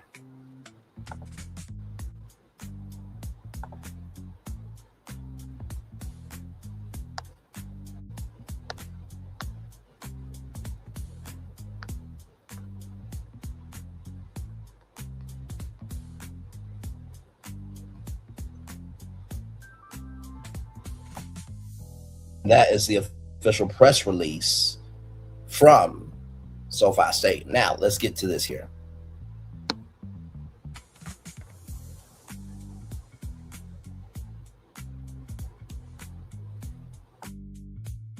YouTube Theater is a 6,000 seat music and theater venue, in Inglewood, California, United States, located under the same structure that houses SoFi Stadium, the home of the National Football League's Los Angeles Rams and Los Angeles Chargers. Is a part of the Hollywood Park Entertainment Complex, a master planned neighborhood in development on the former site of the Hollywood Park racetrack.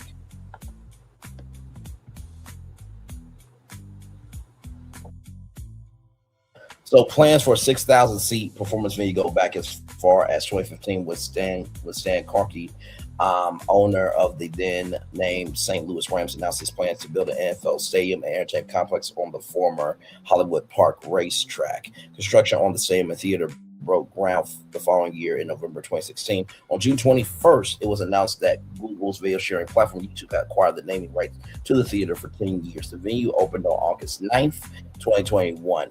One day before my birthday, with an official ribbon-cutting ceremony. Mexican rock band Cafés held the first event at the theater on September 4th, 2021. The venue hosted its first esports event in late March of 2022 with the Rocket League Championship Series, RLCS Winter Major, marking RC RLCS's first live event in 2 years.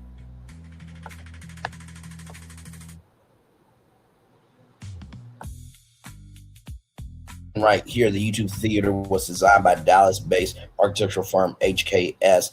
The 227,000 square feet, 3-story venue can seat anywhere from 3,400 to 6,000 spectators. The venue also boasts 6 luxury boxes and a 3,500 square foot club with 140 premium seats. The theater is designed to be an intimate venue, with the furthest seat being 164 feet away from the stage. The venue features sound system designed by L Acoustics.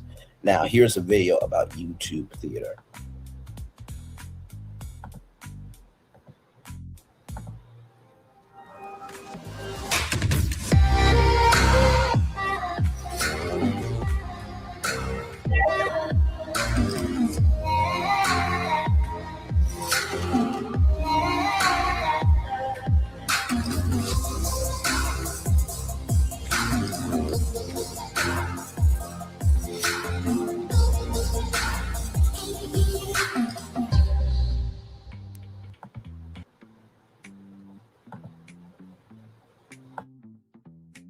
That's how big it is.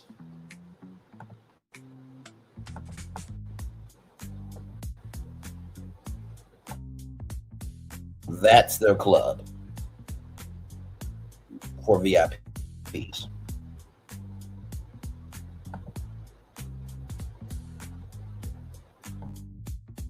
So once again, was the sound system not good enough at the YouTube Theater that y'all are going to have to invest money into the Peacock Theater when you already have a venue that was created for the Oscars?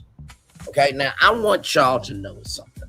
Okay, just want you to know something about these theaters. Okay, so let's go back to the Dolby Theater, right?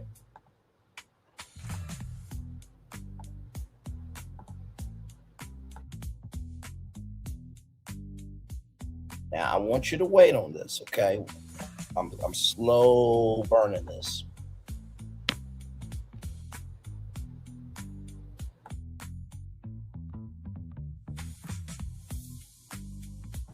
The Dolby Theater has 905 subscribers, right?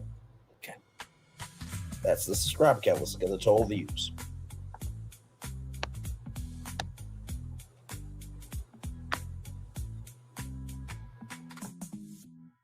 $235,701 views. Dolby Theater's YouTube channel. Now let's look at Peacock Theater. Okay, all right.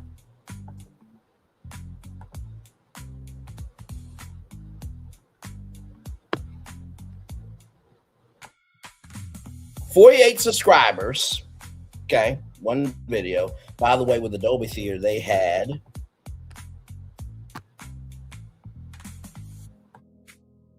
151 videos. Let me go back.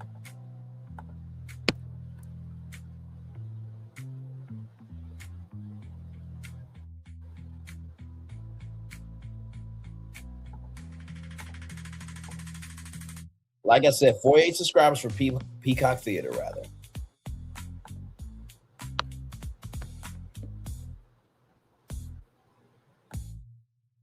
$7,813 views. Now let's go to YouTube Theater.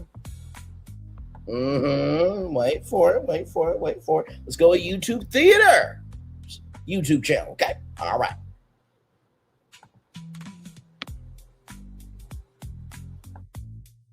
Now, YouTube Theater has 4,100 subscribers, so they got 1,000 more than me. But I want you to see the total views, okay? Let's just think about this here.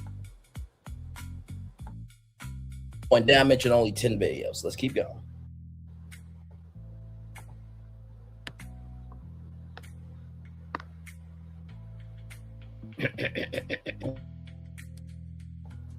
$191,424 views. Now let's go on my YouTube channel. Okay. Now I want you to think. YouTube Theater. It's got 1,000 more subscribers than me. That's granted, okay? But total view count 191,424 views. Peacock Theater.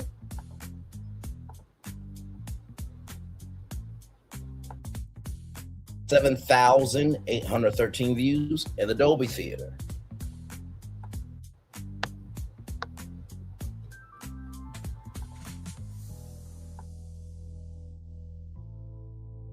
$235,701 views. Now let's go to my YouTube channel here.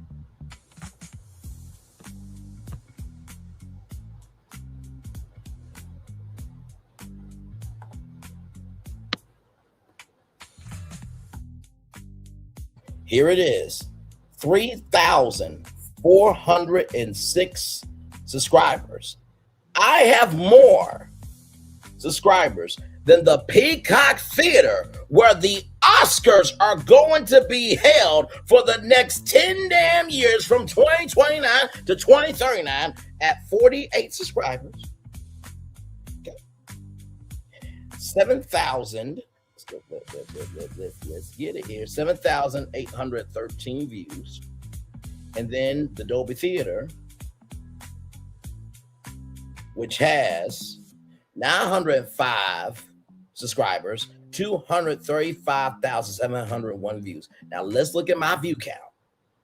And then on top of all that, I want you to keep those subscriber counts and those views compared to YouTube Theater, which the only thing they have over me. And that's granted, okay? That's granted.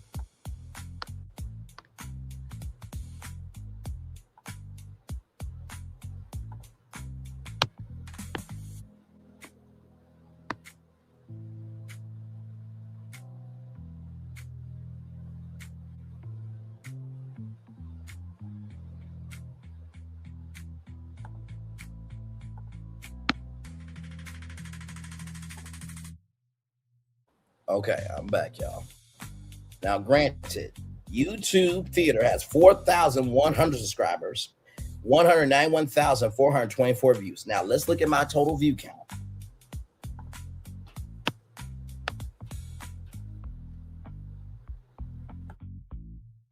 $1,033,767 views. My view count is bigger than YouTube Theater's YouTube channel, Peacock Theater's YouTube channel, and the Dolby Theater's YouTube channel. What the?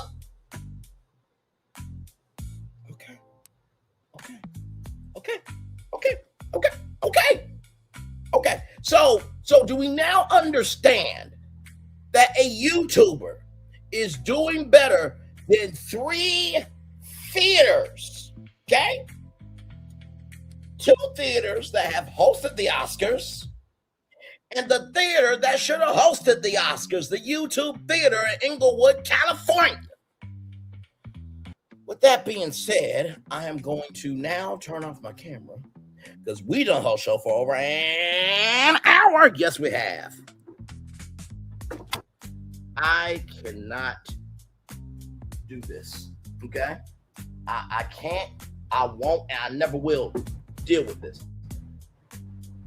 The Oscars are coming to YouTube in 2029, and you mean to tell me that you could not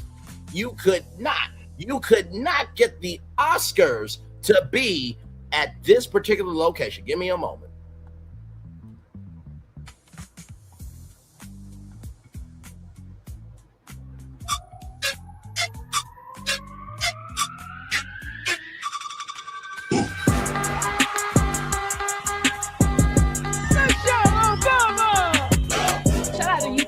Baby, we here. What's happening? Like to start the year, I'll be fighting at the YouTube Theater. I'm gonna put on a hell of a show for you guys. YouTube Theater, Inglewood. It's your girl Becky G. So happy to be here.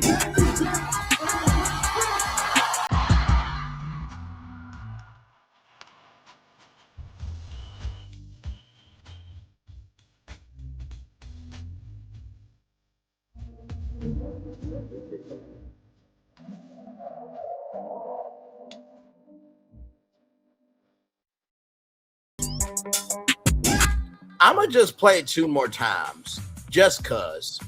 Okay, here we go again.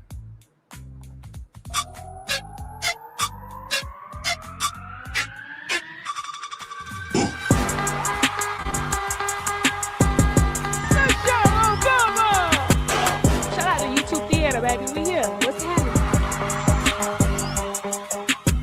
Like to start the year, I'll be fighting at the YouTube theater. I'm gonna put on a hell of a show for you guys. YouTube theater, Inglewood. It's your girl Becky G. So happy to be here.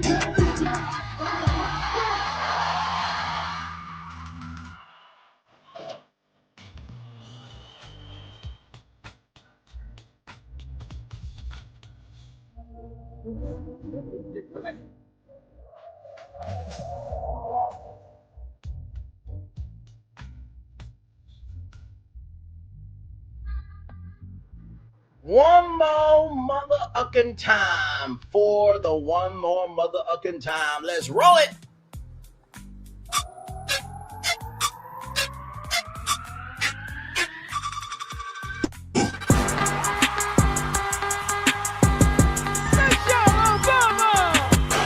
Shout out to YouTube theater, baby. We here. What's happening? Like to start the year, I'll be fighting at the YouTube theater. I'm gonna put on a hell of a show for you guys. YouTube theater, Inglewood. It's your girl Becky G. So happy to be here.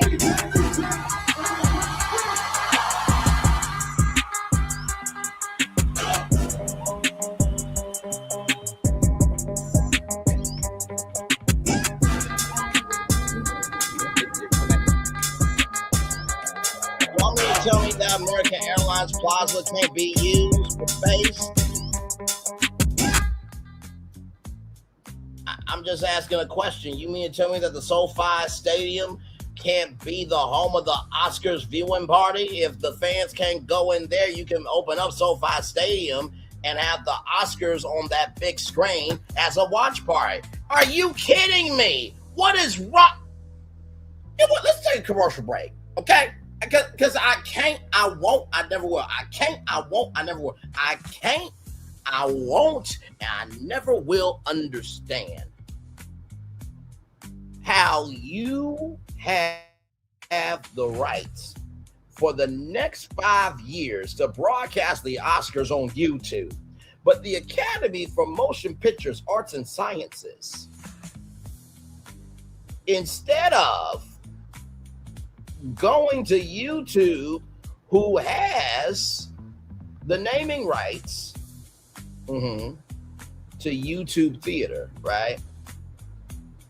And who has access to the American Airlines Arena and also to SoFi Stadium, where there could be a Oscars watch party, okay? Instead,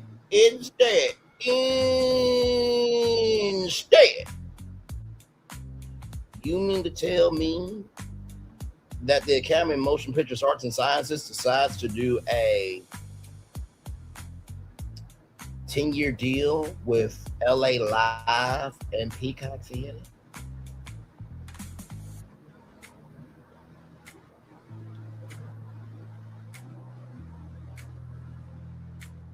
Okay.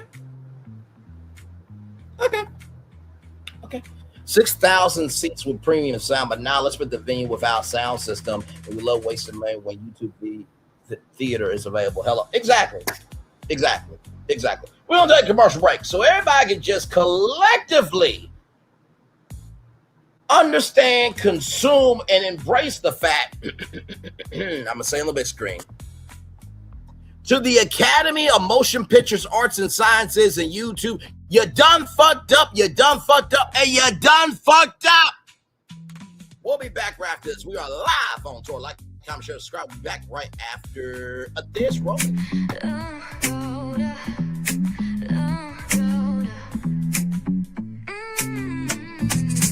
Lights go low, the city goes high.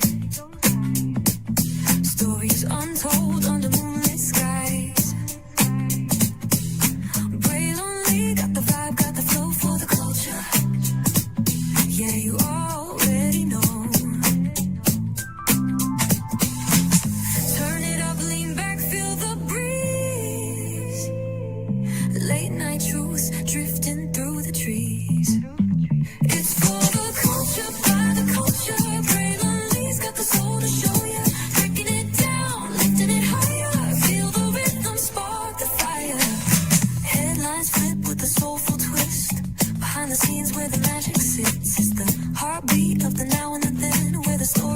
lasts and never ends. Tune in, lean and feel the groove. Every moment, a vibe you can't lose. It's for the culture, by the culture. Braylon Lee's got the soul to show you. Breaking it down, lifting it higher. Feel the rhythm, spark the fire.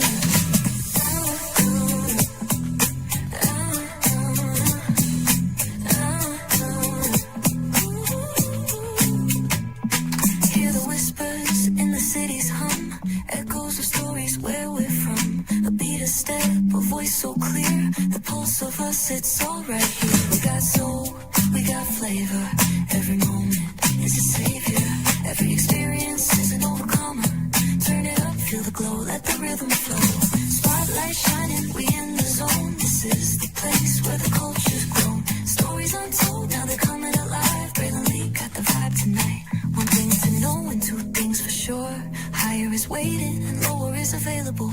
But either way, we gotta go on tour. It's Braylon Lee's virtual tour, where the culture makes its move. Feel the love, feel the truth. This is us, this is you. From the unknown, the unembraced and more. This show, this brand and the possibilities of what can be is all here for you. I'm just a kid from the rock, trying to be a rock for people, trying to make it best they can to become. Being moved as a creator of power, to lift up all of us, not just a selective few. For the culture, by the culture, here we be. Braylon Lee, bringing life to your screen. Feel the soul, feel the truth, we're free. Trust and believe it's entertainment, news done away with. Braylon Lee, spotlight sharp like a diamond shine. We see the stars, but the stories align. Deep in the soul where the heartbeats find. The pulse of the people redefining time. And just a pro tip, people have to earn the right to hear your story. But in addition to that, people have to earn the responsibility to be a part of it. Just because we are not seen by everybody doesn't mean we are not been seen by who needs to see us. Noise equals attention and sound equals purpose. Anybody can be a creator, but it takes a somebody to be an artist.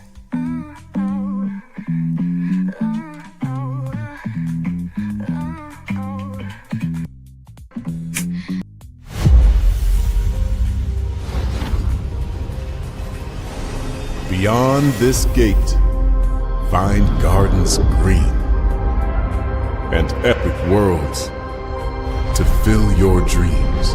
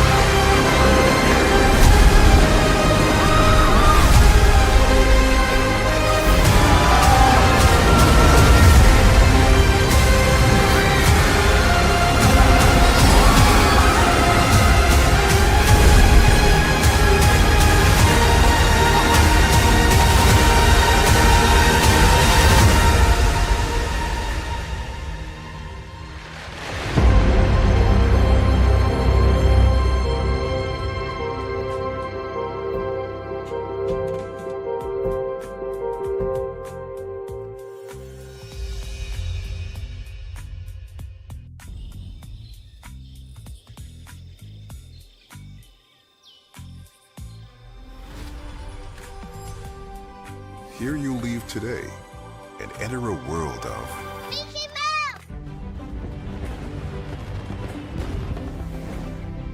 World of princesses.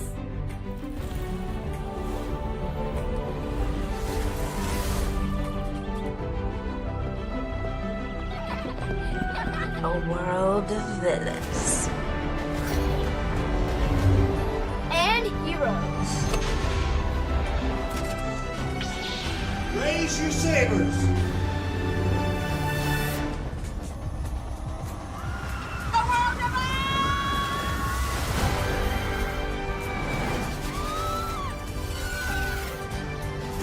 A world of other worlds.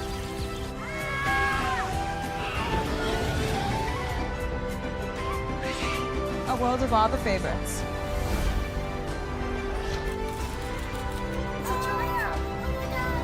A world of throwbacks.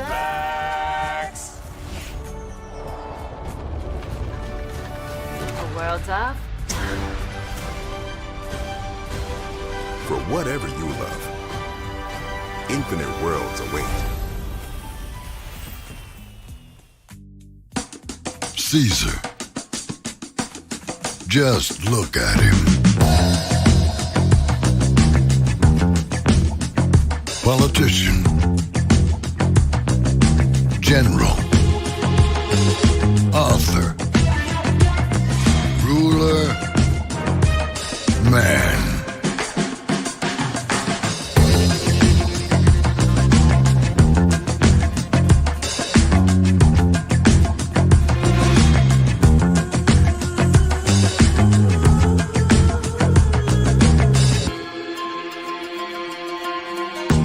Legend has it, he's not only stared into the belly of the beast, he's had it for dinner. Here he's free to relax, or party, or relax, or party, or relax, and party. His is a world of opulence. Excess, and the occasional impulse buy. Not one to rest on his laurels, he's famous for ushering in a new age of entertainment. So, for anyone seeking a place where the sun never sets, on a good time, all this awaits. I am Caesar, and I approve this palace.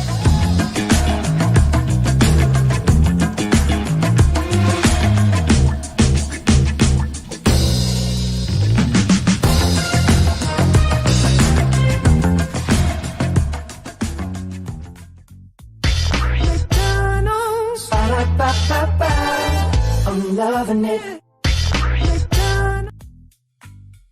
And I'm loving y'all right back. By the way, I just want to say this. Y'all know that most of the time, that when I give a take is always from the realm, space, and the frequency of reality, right?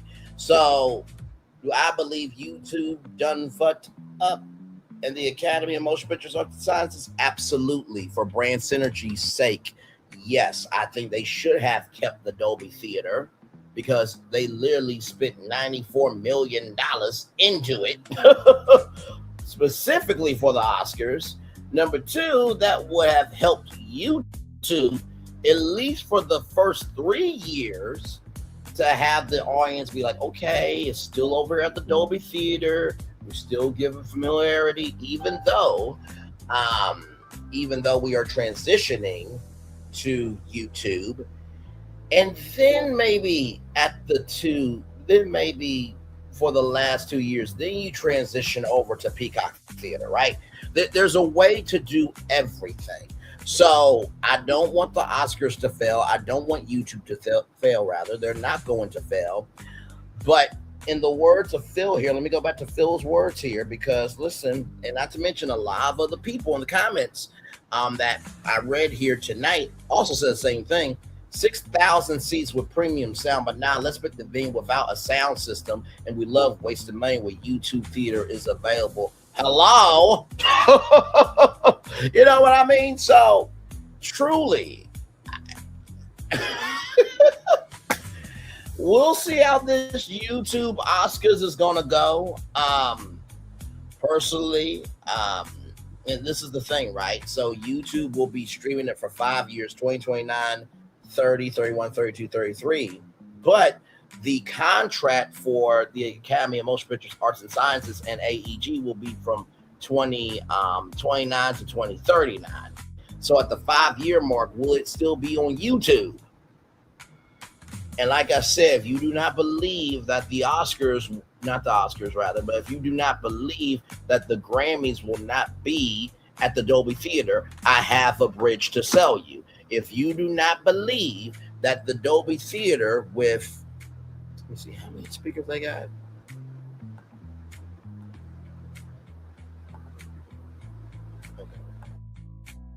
With 215 individual speakers, if you do not believe that the Grammys will not be held at the Dolby Theater, if you do not believe that the Grammys will be held at the Dolby Theater, I have a bridge to sell you. Good God. So y'all, that's all I got for y'all. I just want to come on and tell y'all this because this needs to be recorded. This is a very historical day in the world of media. If you don't believe so, that's on you. But Hollywood is being broken, divided and sliced, discarded, and some of it is being burnt mentally in a social fashion. So let's get to the Daily Mover and then head on out here. As you guys know, this was a bonus live, okay? So just know that. As soon as I saw it, I'm like, nope, we gotta go live. Because y'all know my rule for Thursdays. I do not go live unless there's something in the culture to talk about. And believe me, this was something in the culture that needed to be talked about. So let me get the Daily Mover up for you all here.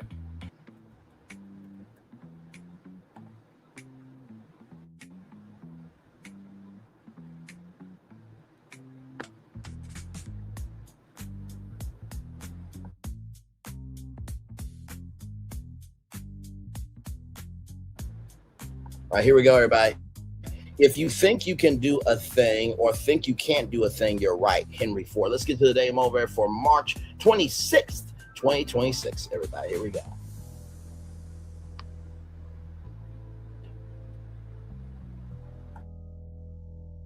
It's time for Thursday, March 26, 2026. Messy place. If there's no challenge, there's no achievement. When everything is done for you, none of it has any meaning to you.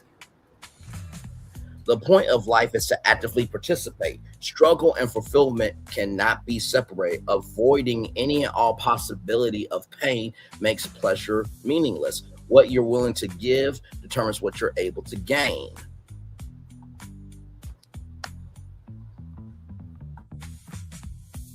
The world is a messy place. The real rewards come by not avoiding the mess, but successfully navigating through it. Every frustration, every disappointment, every setback can add to the value of your eventual triumph. In the messiness and the difficulty, that's where great opportunity is found. Play an active role in putting forth the necessary effort and persistence to bring that opportunity to life. Ralph Morrison. So let's talk about messy place, because I feel like this decision came from a messy place. Okay, let's all keep it a buck here. This decision came from a very, very, very messy place. So the first thing I want to say is this.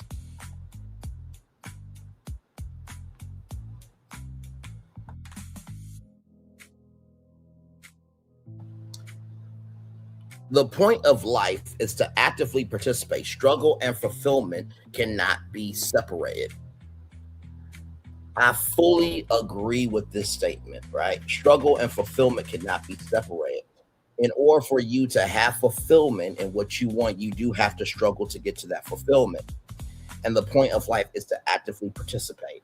If you wanted YouTube and the Academy of Motion Pictures, Arts and Sciences, the Oscars, for people to actively participate in the Oscars, the best thing to do is to keep the surroundings as familiar as they can be so you can gain the biggest audience. Because those pictures are iconic. Those pictures are social capital, right? So now you got to figure out, first of all, you got to invest all that money into Peacock Theater when, like I said, you already invested $94 million into a theater that was created for the Oscars.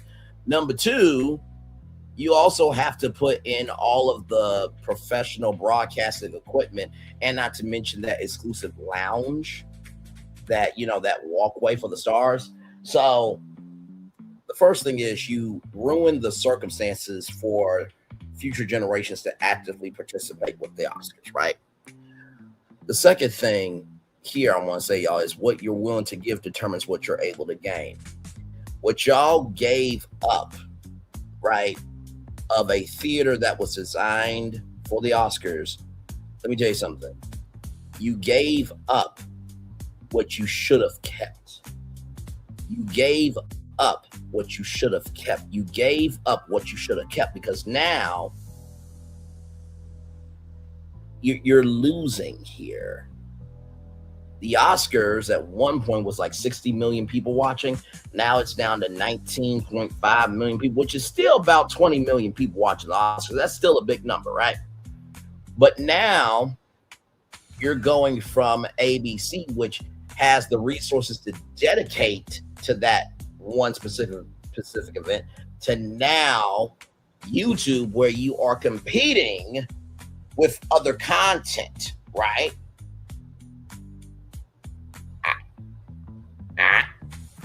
I'm just saying the quiet part out loud. This is what I do best, okay? So recognize that sometimes in this statement of what you're willing to give determines what you're able to gain, sometimes you will lose when you give up things that kept your systems in place, right? That's the second thing I want to tell you. Then finally, the third thing I want to tell you here.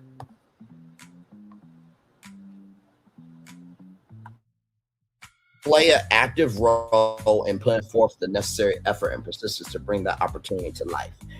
And those 2 points that I made also relate to us as well, because think about it. If we go back to the first point of life is to actively participate.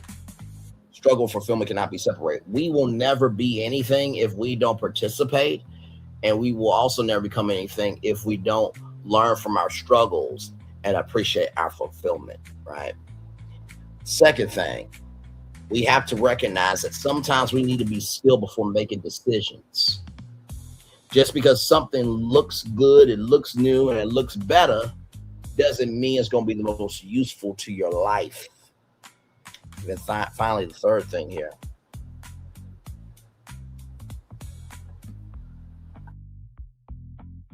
Play an active role in putting forth the necessary effort and persistence to bring that opportunity to life. We all have a role to play. You do not get to be the lead without doing some off-Broadway plays. You have to build up your stamina before you give a good show. And that is to the Oscars, the Academy of Motion Picture Arts and Sciences, to YouTube, and to all of us. If you want to put on a quality show, then make quality decisions. Make sure the show is the best condition for the audience to see, consume, and embrace. So, with that being said, everybody, it's time for the best outro on YouTube, right? Look at that business lesson at the end of it all. There, yes, indeed. There. With that being said, it is now time for the best outro on YouTube. Know what you do and do what you know. Never say you want more special, because you are always one of us. Interest. You may not be where you want to be, but by the end of it, you'll be where you need to be. Do what you've been chosen to do. Why is one thing to call yourself? It's nothing to be chosen. One love, much love, all love. I have spent time with you. You have spent time with me. Hopefully, by spending time together, we're great together. And always remember, we're doing radio, television, YouTube, living your best life, or you're just recognizing that maybe, just maybe, a YouTuber might just be an undercover executive like yours truly. And with that energy, I think this also should show that just because people have titles doesn't mean that they are being responsible with the weight of executing the best decisions. Sometimes the fans know a little something too. Make sure the replay is not just for you watch it, not just for you listen to it, but for you want to experience it again. I love you, I value you, I embrace you. I always remember, see love you gotta give it, see love you gotta give it, see love you gotta give it, or obstacles you have overcome, where success you have achieved upon this particular day. I'm extremely proud of you, but no one else is proud of you. Be proud of your damn self. And finally, y'all listen. Every take that I've ever done, passion, bluntness, and the fervor of I'm here, I'm not going anywhere, and there ain't issue you can do about it, has all been from a place of love, grace, and space of wanting us to win. I think sometimes in life, we will play down the fact of how important something should be because we're trying to go about the conversation in the most decent fashion. And sometimes you do have to say what needs to be said. You do. So just know that I want people to win. I want persons, places, people, concepts, and platforms to win. The only way we will do that is if we have people who are willing to just ask, hey, have we asked all the questions here or not? Commercial break and fireworks are coming your way for the day. That was for the day. That's come for the blessings. Not only for you, me, all of us. As a society, as a people, as a culture. I feel the love and send it right back to you. Good night, everybody. Love y'all. Bye.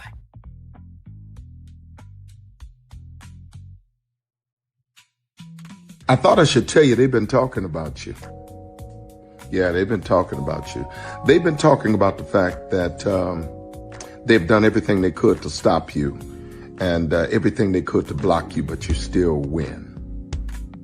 They've been talking about the fact that they have undermined your success and they have tried to sabotage your seasons, but you keep winning. They've been talking about the fact that even though they don't like each other, they get together to try to kill you, but you keep winning. They've been talking about the fact that you were voted least likely to succeed, but like cream, you keep rising to the top. They've been talking about how they tried to burn your world down, but like the phoenix, you rose from the ashes. They've been talking about you, and you know what they say? Oh, she's just lucky. He's just lucky. But no, you ain't lucky. You're anointed. You got something on you. You got favor on you. You got power on you. You were born to win. Now they can call it luck, but it's grace. They can call it luck, but it's favor. But whatever they call it, it doesn't matter because you know what God calls you? Do you know what God calls you? A winner. I thought I should tell you they've been talking about you. Yeah, they've been talking about you. They've been talking about the fact that they've done everything they could to stop you and everything they could to block you, but you still win. They've been talking about the fact that they have undermined your success and they have tried to sabotage your seasons, but you keep winning. They've been talking about the fact that even though they don't like each other, they get together to try to kill you, but you keep winning.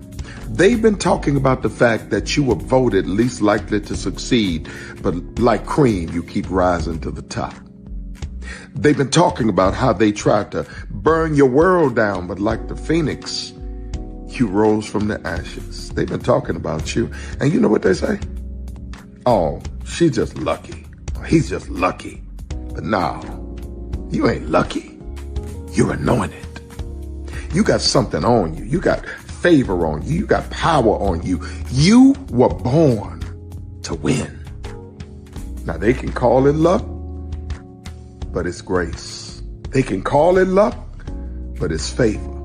But whatever they call it, it doesn't matter because you know what God calls you? Do you know what God calls you? A winner. I thought I should tell you they've been talking about you. Yeah, they've been talking about you. They've been talking about the fact that they've done everything they could to stop you and everything they could to block you, but you still win. They've been talking about the fact that they have undermined your success and they have tried to sabotage your seasons, but you keep winning. They've been talking about the fact that even though they don't like each other, they get together to try to kill you, but you keep winning. They've been talking about the fact that you were voted least likely to succeed, but like cream, you keep rising to the top.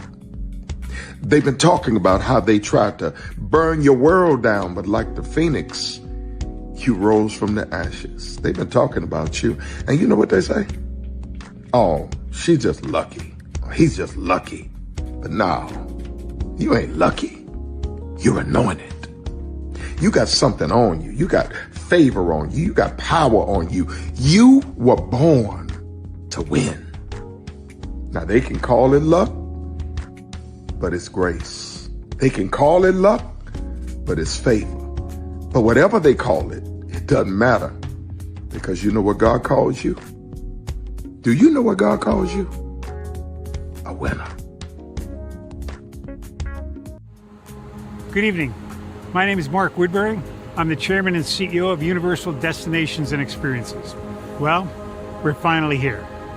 Tomorrow we begin a new chapter at Universal Orlando Resort as we open Epic Universe. We built this place for you. I want to thank you, our fans, for your love of our stories, characters, and immersive experiences that inspired this incredible place. Epic Universe represents over 8 years of meticulous planning, immense creativity, and innovation, combined with unmatched craftsmanship and operational excellence on the part of thousands of people who have brought to life the stories and characters that live beyond each of Epic's portals. But it represents so much more.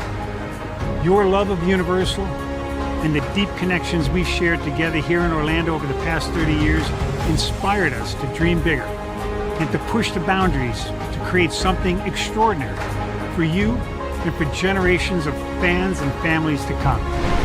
And tomorrow, as we open Epic Universe, I can't wait for you to experience this place for yourself. Now it's your turn to step inside, to lose yourself, and to share this place with the ones you love most. As we open this park, we hope your world becomes a little more epic. Tomorrow, Epic Universe becomes yours.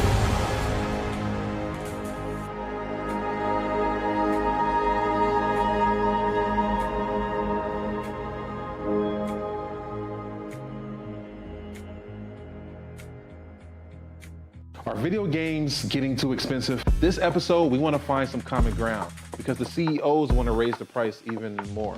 Not with these broken-ass games. $5 million.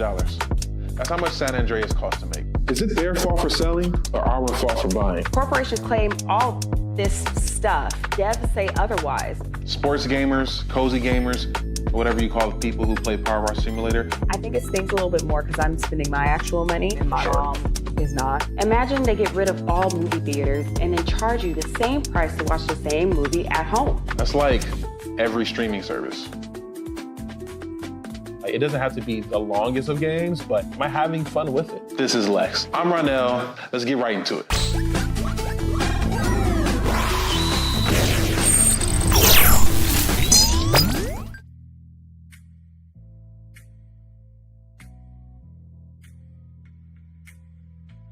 Are video games getting too expensive? This episode, we want to find some common ground because the CEOs want to raise the price even more. Not with these broken-ass games. $5 million. That's how much San Andreas costs to make. Is it their fault for selling or our fault for buying? Corporations claim all this stuff. Devs say otherwise. Sports gamers, cozy gamers, whatever you call the people who play Power Wash Simulator. I think it stings a little bit more because I'm spending my actual money and my mom is not. Imagine they get rid of all movie theaters and then charge you the same price to watch the same movie at home. That's like every streaming service. It It doesn't have to be the longest of games, but am I having fun with it? This is Lex. I'm Ronell. Let's get right into it.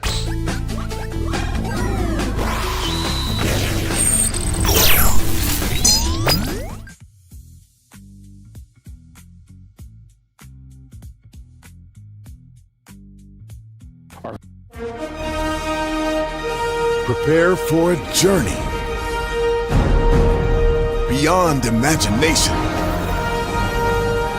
beyond belief, beyond anything you've experienced before. Universal Epic Universe, a new theme park where you'll step through extraordinary portals to 5 immersive worlds. Prepare for a cosmic voyage of discovery, an isle of fire-breathing excitement, a shadowy world of monsters and mystery, new wonders in the wizarding world, and a new way to play. Plus the splendor of a magnificent resort hotel overlooking the park. It's all new excitement at Universal Orlando Resort. A week's worth of vacation thrills with 4 amazing theme parks, a variety of spectacular themed hotels, and incredible dining and entertainment. It's all at Universal Orlando Resort, where you'll find new adventures every day. Explore the astonishing worlds of Universal Epic Universe at Universal Orlando Resort. Because here's the thing, a good streamer can find other content. Because here's the thing, a good streamer can find other content. Because here's the thing, a good streamer can find other content. Because I've been moving on my own accord, covering Black culture. There is more to life. I heard that, friend. Braylon, shout out to Braylon. Make sure y'all go follow Braylon in case y'all haven't. I love your content. I've been moving on my own accord, covering Black culture. There is more to life. I heard that, friend. Braylon, shout out to Braylon. Make sure y'all go follow Braylon in case y'all haven't. I love your content. I've been moving on my own accord, covering Black culture. There is more to life. I heard that, friend. Braylon, shout out to Braylon. Make sure y'all go follow Braylon in case y'all haven't. I love your content. I've been moving on my own accord, covering Black culture. There is more to life. I heard that, friend. Braylon, shout out to Braylon. Make sure y'all go follow Braylon in case y'all haven't. I love your content. Child, Braylon been over there doing his thing, minding his GD business, staying out of trouble, trying to get the folks some positive stuff to talk about. Besides lying all the damn time. Child, Braylon been over there doing his thing, minding his GD business, staying out of trouble, trying to get the folks some positive stuff to talk about. Besides lying all the damn time. Child, Braylon been over there doing his thing, minding his GD business, staying out of trouble, trying to get the folks some positive stuff to talk about. Besides lying all the damn time. Child, Braylon been over there doing his thing, minding his GD business, staying out of trouble, trying to get the folks some positive stuff to talk about. Besides lying all the damn time. Child, Braylon been over there doing his thing, minding his GD business, staying out of trouble, trying to get the folks some positive stuff to talk about. Besides lying all the damn time. Child, Braylon been over there doing his thing, minding his GD business, staying out of trouble, trying to get the folks some positive stuff to talk about. Besides lying all the damn time. Child, Braylon been over there doing his thing, minding his GD business, staying out of trouble, trying to get the folks some positive stuff to talk about. Besides lying all the damn time. Child, Braylon been over there doing his thing, minding his GD business, staying out of trouble, trying to get the folks some positive stuff to talk about. Besides lying all the damn time. Child, Braylon been over there doing his thing, minding his GD business, staying out of trouble, trying to get the folks some positive stuff to talk about. Besides lying all the damn time. Child, Braylon been over there doing his thing, minding his GD business, staying out of trouble, trying to get the folks some positive stuff to talk about. Besides lying all the damn time. Child, Braylon been over there doing his thing, minding his GD business, staying out of trouble, trying to get the folks some positive stuff to talk about. Besides lying all the damn time. Child, Braylon been over there doing his thing, minding his GD business, staying out of trouble, trying to get the folks some positive stuff to talk about. Besides lying all the damn time. Child, Braylon been over there doing his thing, minding his GD business, staying out of trouble, trying to get the folks some positive stuff to talk about. Besides lying all the damn time. Child, Braylon been over there doing his thing, minding his GD business, staying out of trouble, trying to get the folks some positive stuff to talk about. Besides lying all the damn time. Child, Braylon been over there doing his thing, minding his GD business, staying out of trouble, trying to get the folks some positive stuff to talk about. Besides lying all the damn time. Child, Braylon been over there doing his thing, minding his GD business, staying out of trouble, trying to get the folks some positive stuff to talk about. Besides lying all the damn time.